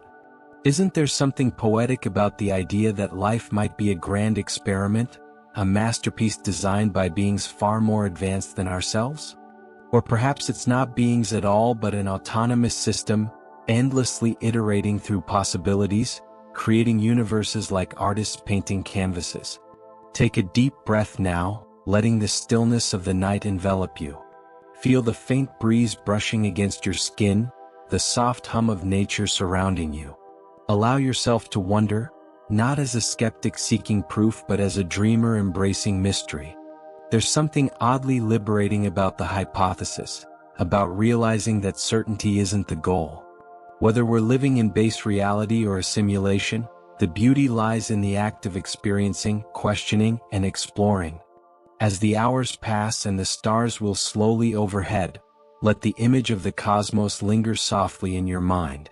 Picture the twinkling lights, the infinite depths of space, the delicate balance of forces that sustain life. Perhaps tonight, in your dreams, you'll find yourself stepping outside the simulation, glimpsing the architect's workshop, watching as universes bloom and fade like fireflies in the dark. Or maybe you'll simply sit here, content to embrace the unknown, to marvel at the dance of illusion and truth.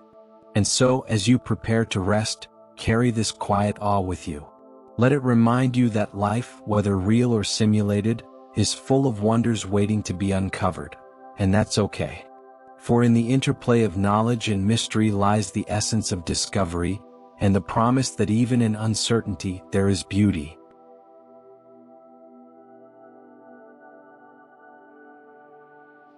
Number 20.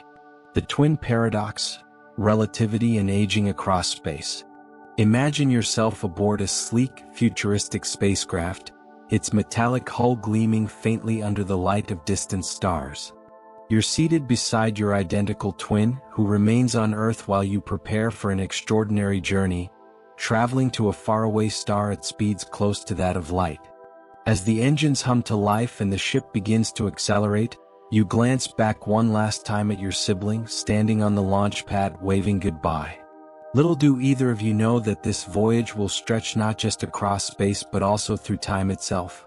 This is the twin paradox, a cornerstone of Einstein's theory of relativity that challenges our understanding of time, motion, and the very nature of aging. According to the laws of physics, as you travel closer to the speed of light, time slows down for you relative to someone stationary, like your twin on Earth. By the time you return from your cosmic odyssey, having experienced only a few years aboard the ship, decades may have passed for your sibling. When you reunite, you'll find yourself younger than the person you once stood side by side with, a living testament to the strange elasticity of time. Let's pause here for a moment, letting the paradox settle gently into your awareness. Picture the vastness of space stretching endlessly before you, dotted with shimmering galaxies and swirling nebulas.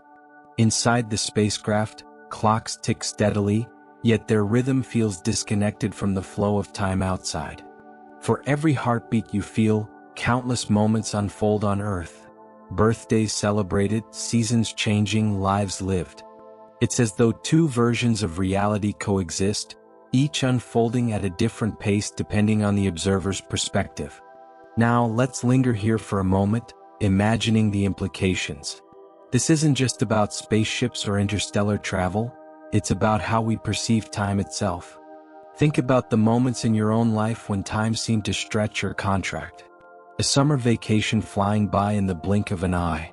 Hours spent waiting for something important dragging on endlessly. Time, it turns out, is not the rigid universal constant we once believed it to be. Instead, it bends and warps, shaped by velocity, gravity, and the unique conditions of each observer's frame of reference.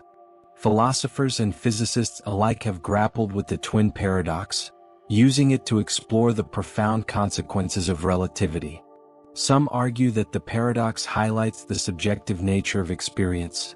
If time flows differently for everyone, does objective truth even exist? Others see it as a reminder of humanity's place within the cosmos, a humbling acknowledgement that our perceptions are limited by the constraints of our environment. Still others view it as a call to action, an invitation to push the boundaries of exploration, both scientific and philosophical, in search of deeper truths. But let's bring it back to the spacecraft, away from abstract theories and into the realm of human emotion. As you gaze out the window at the receding blue dot of Earth, feel the weight of what lies ahead, not just the thrill of discovery but the cost of separation. Your twin grows older while you remain suspended in a kind of temporal stasis, their world evolving rapidly while yours moves at a snail's pace. What would it feel like to return home, stepping off the ship into a future you barely recognize? To embrace a sibling who has aged decades while you've barely changed? Take a deep breath now, letting the stillness of the spacecraft envelop you. Feel the faint vibrations of the engines beneath your feet, the soft hum of machinery keeping you alive amidst the void. Allow yourself to marvel at the paradox, not as a problem to solve but as a reflection of the intricate relationship between motion and time. Isn't there something poetic about the idea that simply moving fast enough can alter the course of your life? That the universe operates on principles so counterintuitive they defy common sense? As the journey progresses and the stars blur into streaks of light outside your window, let the image of the twins linger softly in your mind. Picture the contrast between the astronaut and the earthbound sibling, their shared past diverging into separate realities. Perhaps tonight, in your dreams, you'll find yourself aboard that ship, watching as the years unfold differently for you and your twin. Or maybe you'll simply sit there, content to embrace the mystery, to wonder, to reflect. And so, as you prepare to rest, carry this quiet contemplation with you. Let it remind you that life is full of dualities, each one layered with nuance and possibility. For in the dance of time and space lies the essence of existence, and the beauty of realizing that even the most familiar concepts hold infinite depths of wonder.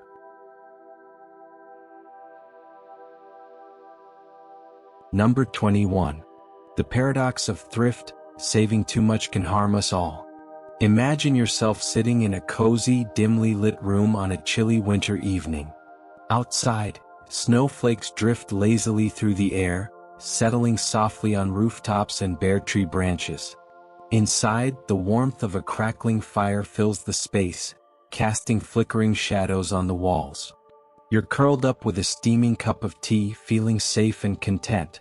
But as you glance at your bank statement lying on the table, a reminder of your careful savings, you begin to wonder, what if everyone thought like me? What if everyone saved every penny they could, just as I'm doing? At first glance, saving money seems like an unambiguously good thing.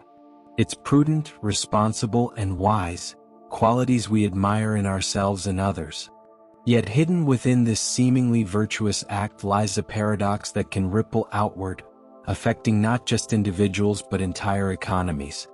This is the paradox of thrift, a concept introduced by economist John Maynard Keynes, which suggests that while saving may be beneficial for one person or family, it can become harmful when practiced en masse.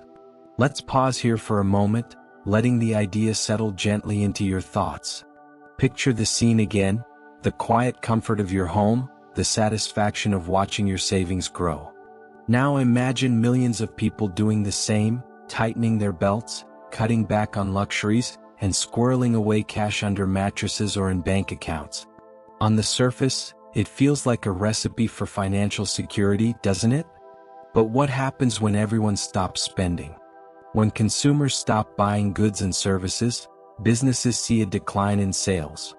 With less revenue coming in, companies are forced to cut costs, laying off workers, reducing production, or even closing down altogether. As unemployment rises, people have even less income to spend, creating a downward spiral. Suddenly, the very act of saving, the thing that was supposed to protect us, leads to economic stagnation, leaving communities struggling to recover. Now, let's linger here for a moment, imagining the broader implications. This isn't just about individual bank accounts, it's about how economies function as interconnected systems. Think about the last time you bought something, a meal at a local cafe, a gift for a loved one, or even a small treat for yourself. That purchase didn't just satisfy your needs, it also supported someone else's livelihood. The barista who made your coffee, the artisan who crafted your gift, the farmer who grew the ingredients for your dessert. All of them relied on your decision to spend rather than save.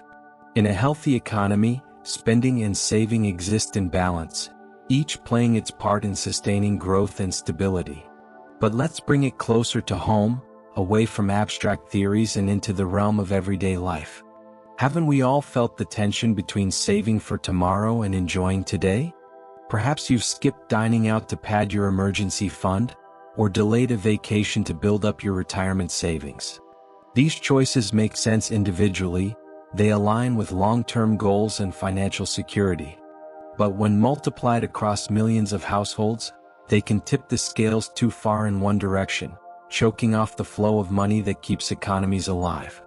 Economists have long debated the role of thrift in times of uncertainty, particularly during recessions or periods of economic downturn.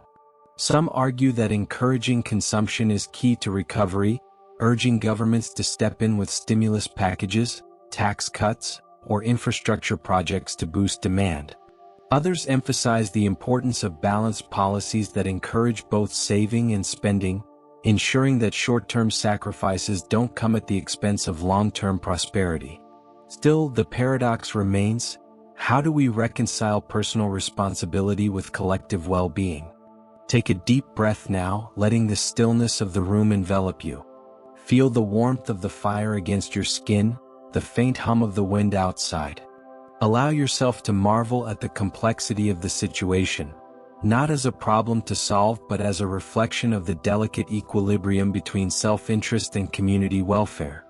Isn't there something poetic about the idea that our actions, no matter how small, ripple outward, shaping the lives of those around us? As the hours pass and the fire burns lower, let the image of the snow-covered world linger softly in your mind.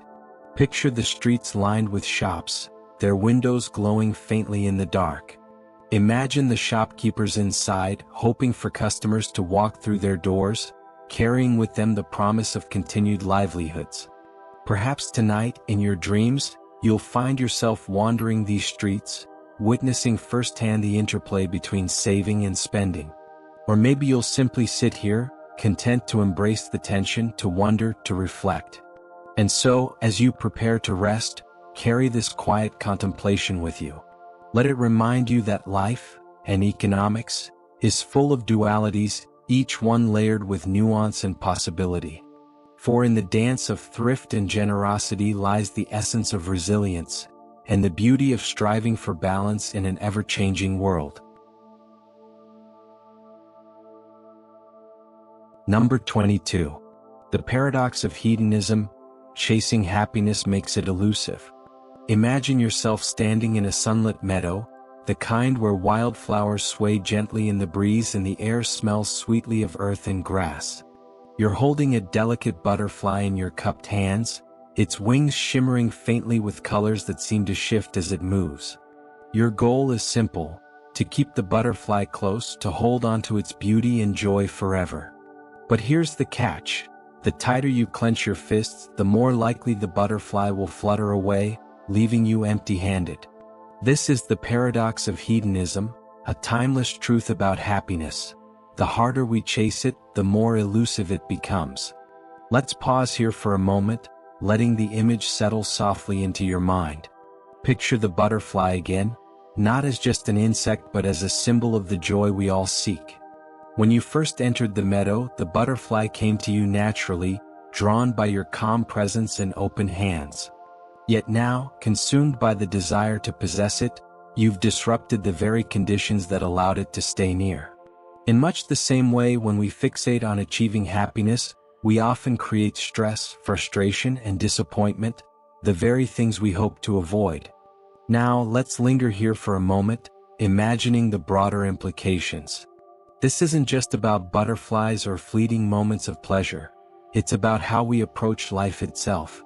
Think about the times you've set out to be happy, perhaps by pursuing wealth, status, or relationships you believed would bring fulfillment. At first, these goals may have seemed promising, offering glimpses of satisfaction. But over time, the relentless pursuit might have left you feeling hollow, as though happiness slipped further away the closer you thought you were getting.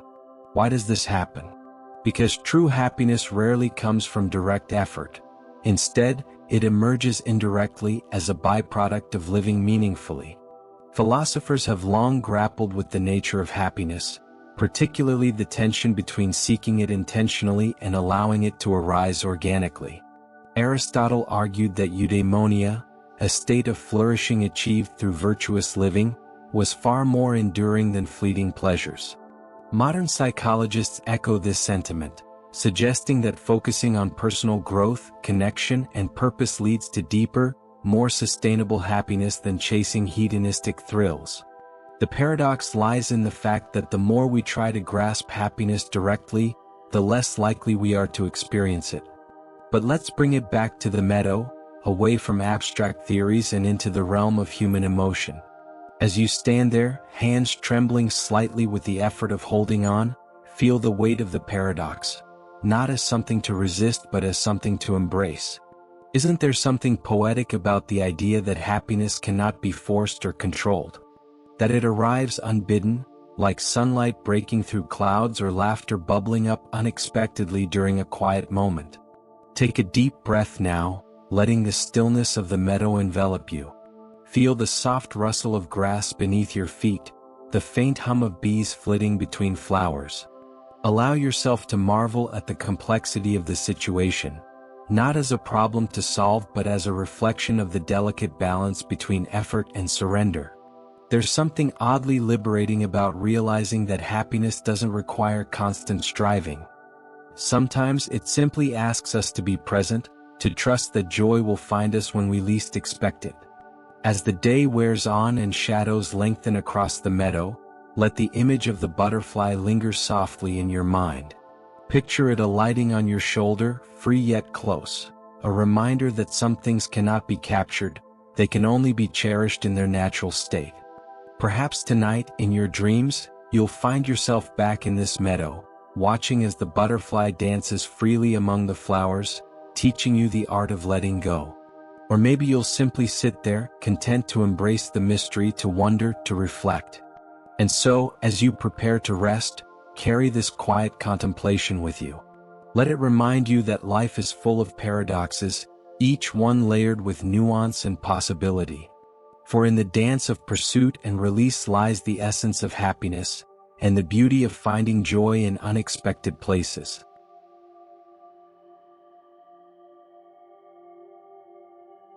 Number 23. The paradox of tolerance. Should we tolerate intolerance?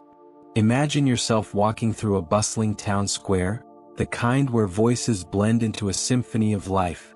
Vendors calling out their wares, children laughing, and musicians playing soft melodies on street corners. The air is alive with energy, a celebration of diversity and freedom. But as you weave through the crowd, you notice something unsettling. A group has gathered in the center, their banners emblazoned with messages of exclusion and hate. They demand tolerance for their views, even as those views threaten to undermine the very fabric of acceptance that holds this community together. You pause, feeling the weight of a question that has troubled philosophers for generations. Should we tolerate intolerance? This is the paradox of tolerance, a dilemma first articulated by philosopher Karl Popper. At its core lies a profound tension between two ideals: the belief in open-mindedness and the need to protect society from forces that seek to destroy it. On one hand, tolerating all viewpoints, even those rooted in prejudice or hostility, seems like the ultimate expression of inclusivity. On the other hand, unchecked intolerance can erode the foundations of tolerance itself, creating a world where hatred silences compassion and division replaces unity. Let's pause here for a moment, letting the paradox settle gently into your thoughts. Picture the scene again: the vibrant chaos of the square, the clash of ideals represented by the protesters' banners, and the harmonious hum of the surrounding crowd. If you allow the intolerant group to spread their message unchallenged, what happens to the values that make this space so rich and dynamic? Does your silence become complicity? Yet if you suppress their speech, do you risk betraying the principle of tolerance you're trying to uphold? It's a delicate balancing act, one that feels both personal and universal. Now, let's linger here for a moment, imagining the broader implications. This isn't just about protests or public spaces, it's about how societies function as ecosystems of ideas. Think about the times you've encountered opinions that made you uncomfortable, perhaps challenging deeply held beliefs or questioning cherished norms. Did you engage, listen, and try to understand? Or did you shut them down, fearing the harm they might cause? Both responses carry risks. Engaging with intolerance can legitimize it, while ignoring it can give it room to grow unchecked. Philosophers and thinkers have wrestled with this paradox, offering solutions that range from pragmatic to provocative. Popper himself argued for what he called the paradox of tolerance, that in order to maintain a tolerant society, we must be intolerant of intolerance. Others caution against drawing such lines, warning that deciding who qualifies as intolerant often leads to censorship and authoritarianism. Still others propose fostering dialogue, hoping that exposure to opposing views might soften extremism over time. Each approach offers insights, yet none provides a definitive answer. But let's bring it back to the town square, away from abstract theories and into the realm of human emotion. As you stand there watching the protest unfold, feel the tension in your chest, not as something to resolve but as something to reflect upon. Isn't there something poetic about the idea that tolerance requires vigilance, that protecting openness demands courage and discernment? That sometimes standing up for inclusion means confronting those who would divide us? Take a deep breath now, letting the stillness of the moment envelop you. Feel the faint buzz of conversation around you, the distant notes of music drifting through the air. Allow yourself to marvel at the complexity of the situation, not as a problem to solve but as a reflection of the fragile balance between freedom and responsibility. There's something oddly liberating about realizing that no single choice is perfect. Instead, the act of grappling with the paradox itself becomes a testament to our shared humanity. As the hours pass and the sun dips lower in the sky, casting long shadows across the square, let the image of the gathering linger softly in your mind. Picture the banners, the faces, the competing voices blending into a cacophony of perspectives. Perhaps tonight, in your dreams, you'll find yourself back in this space, navigating the tension between tolerance and resistance. Or maybe you'll simply sit there, content to embrace the ambiguity, to wonder, to reflect. And so, as you prepare to rest, carry this quiet contemplation with you. Let it remind you that life is full of contradictions, each one layered with nuance and possibility. For in the dance of acceptance and accountability lies the essence of justice, and the beauty of striving for a better world.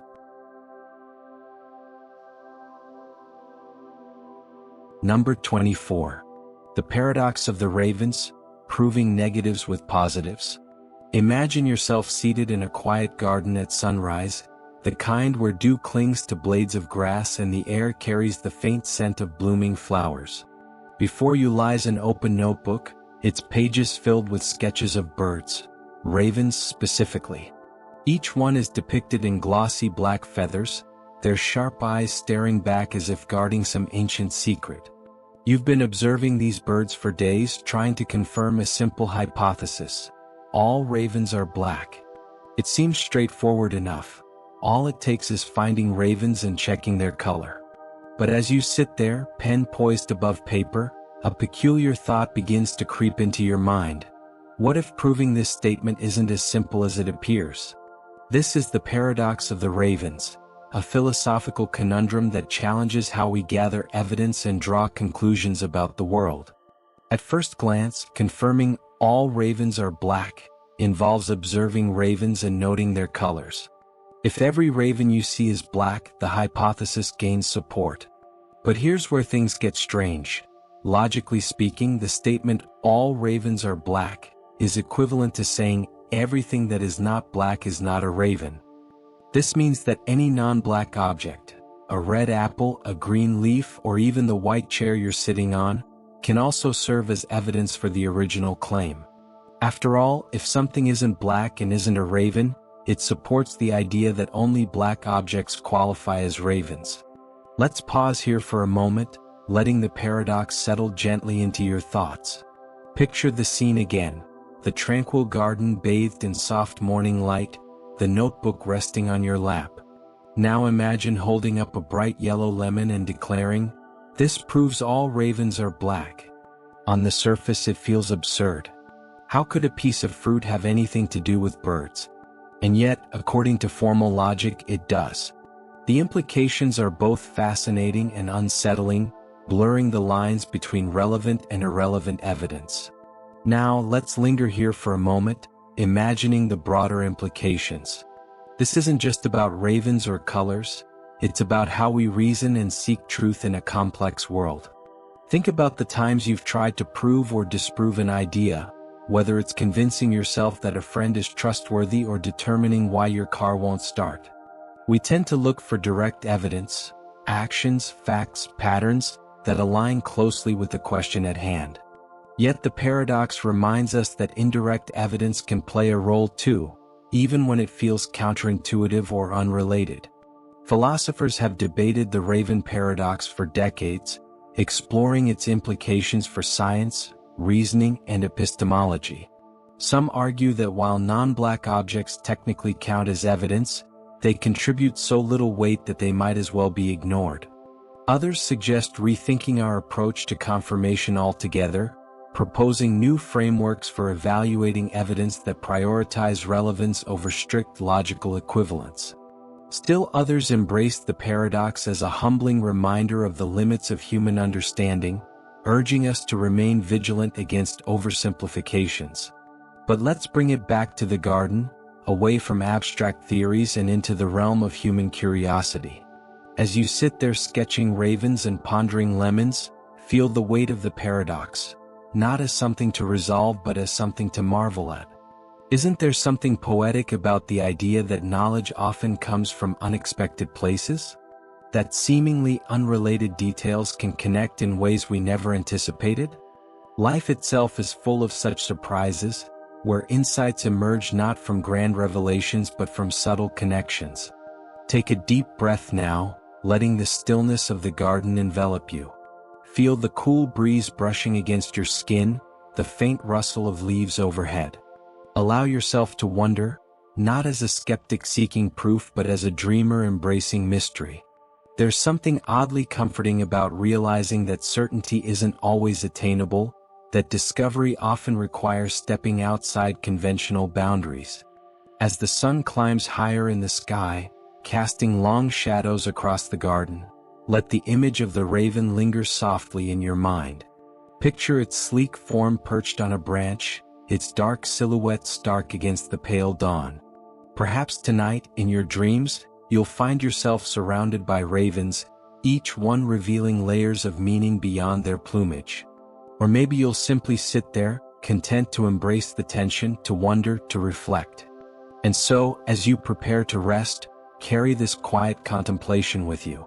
Let it remind you that life, and knowledge, is full of paradoxes, each one layered with nuance and possibility. For in the dance of positives and negatives lies the essence of discovery, and the beauty of finding answers in unlikely places.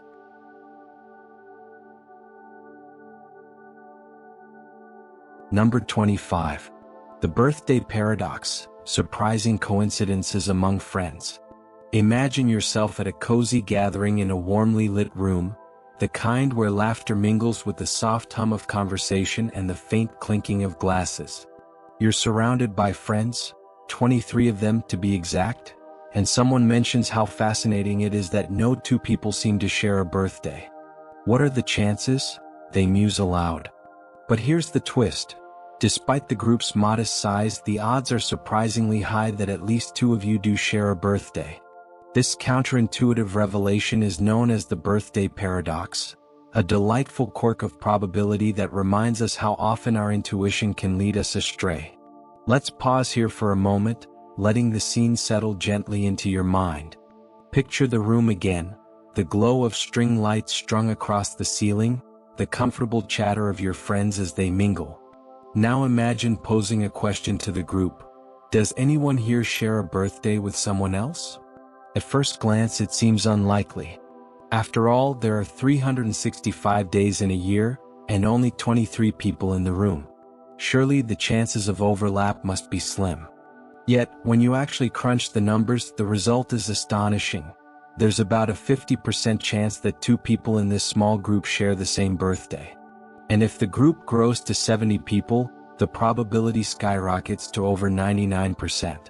Now, let's linger here for a moment, imagining the broader implications.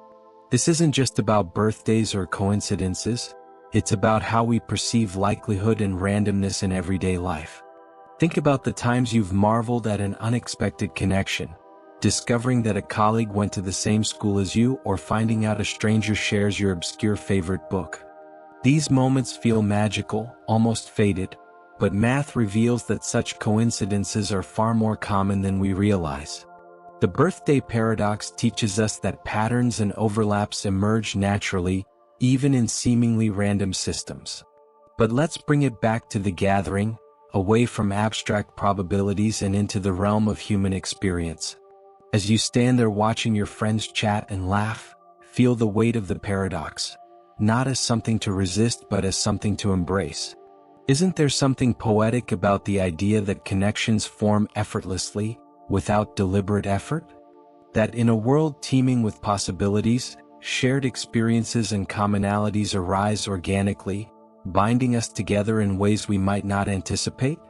Take a deep breath now, letting the stillness of the moment envelop you. Feel the warmth of camaraderie around you, the faint buzz of voices rising and falling like waves. Allow yourself to marvel at the complexity of the situation, not as a problem to solve but as a reflection of the delicate balance between chaos and order. There's something oddly comforting about realizing that coincidence isn't as rare as it seems. Sometimes the universe simply aligns in ways that defy expectation. As the evening wears on and candles flicker softly on tables, let the image of the gathering linger softly in your mind. Picture the faces of your friends illuminated by golden light, their stories intertwining like threads in a tapestry. Perhaps tonight, in your dreams, you'll find yourself back in this room, discovering surprising connections among the guests, shared birthdays, mutual acquaintances, or serendipitous hobbies. Or maybe you'll simply sit there, content to embrace the mystery, to wonder, to reflect.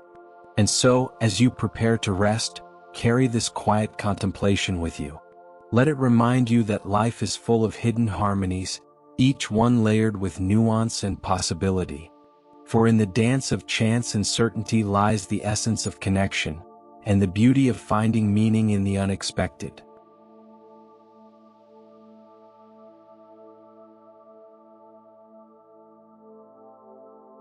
Life's greatest mysteries aren't meant to keep us awake. They're here to remind us of the beauty in not knowing, the joy in wondering, and the peace in simply being.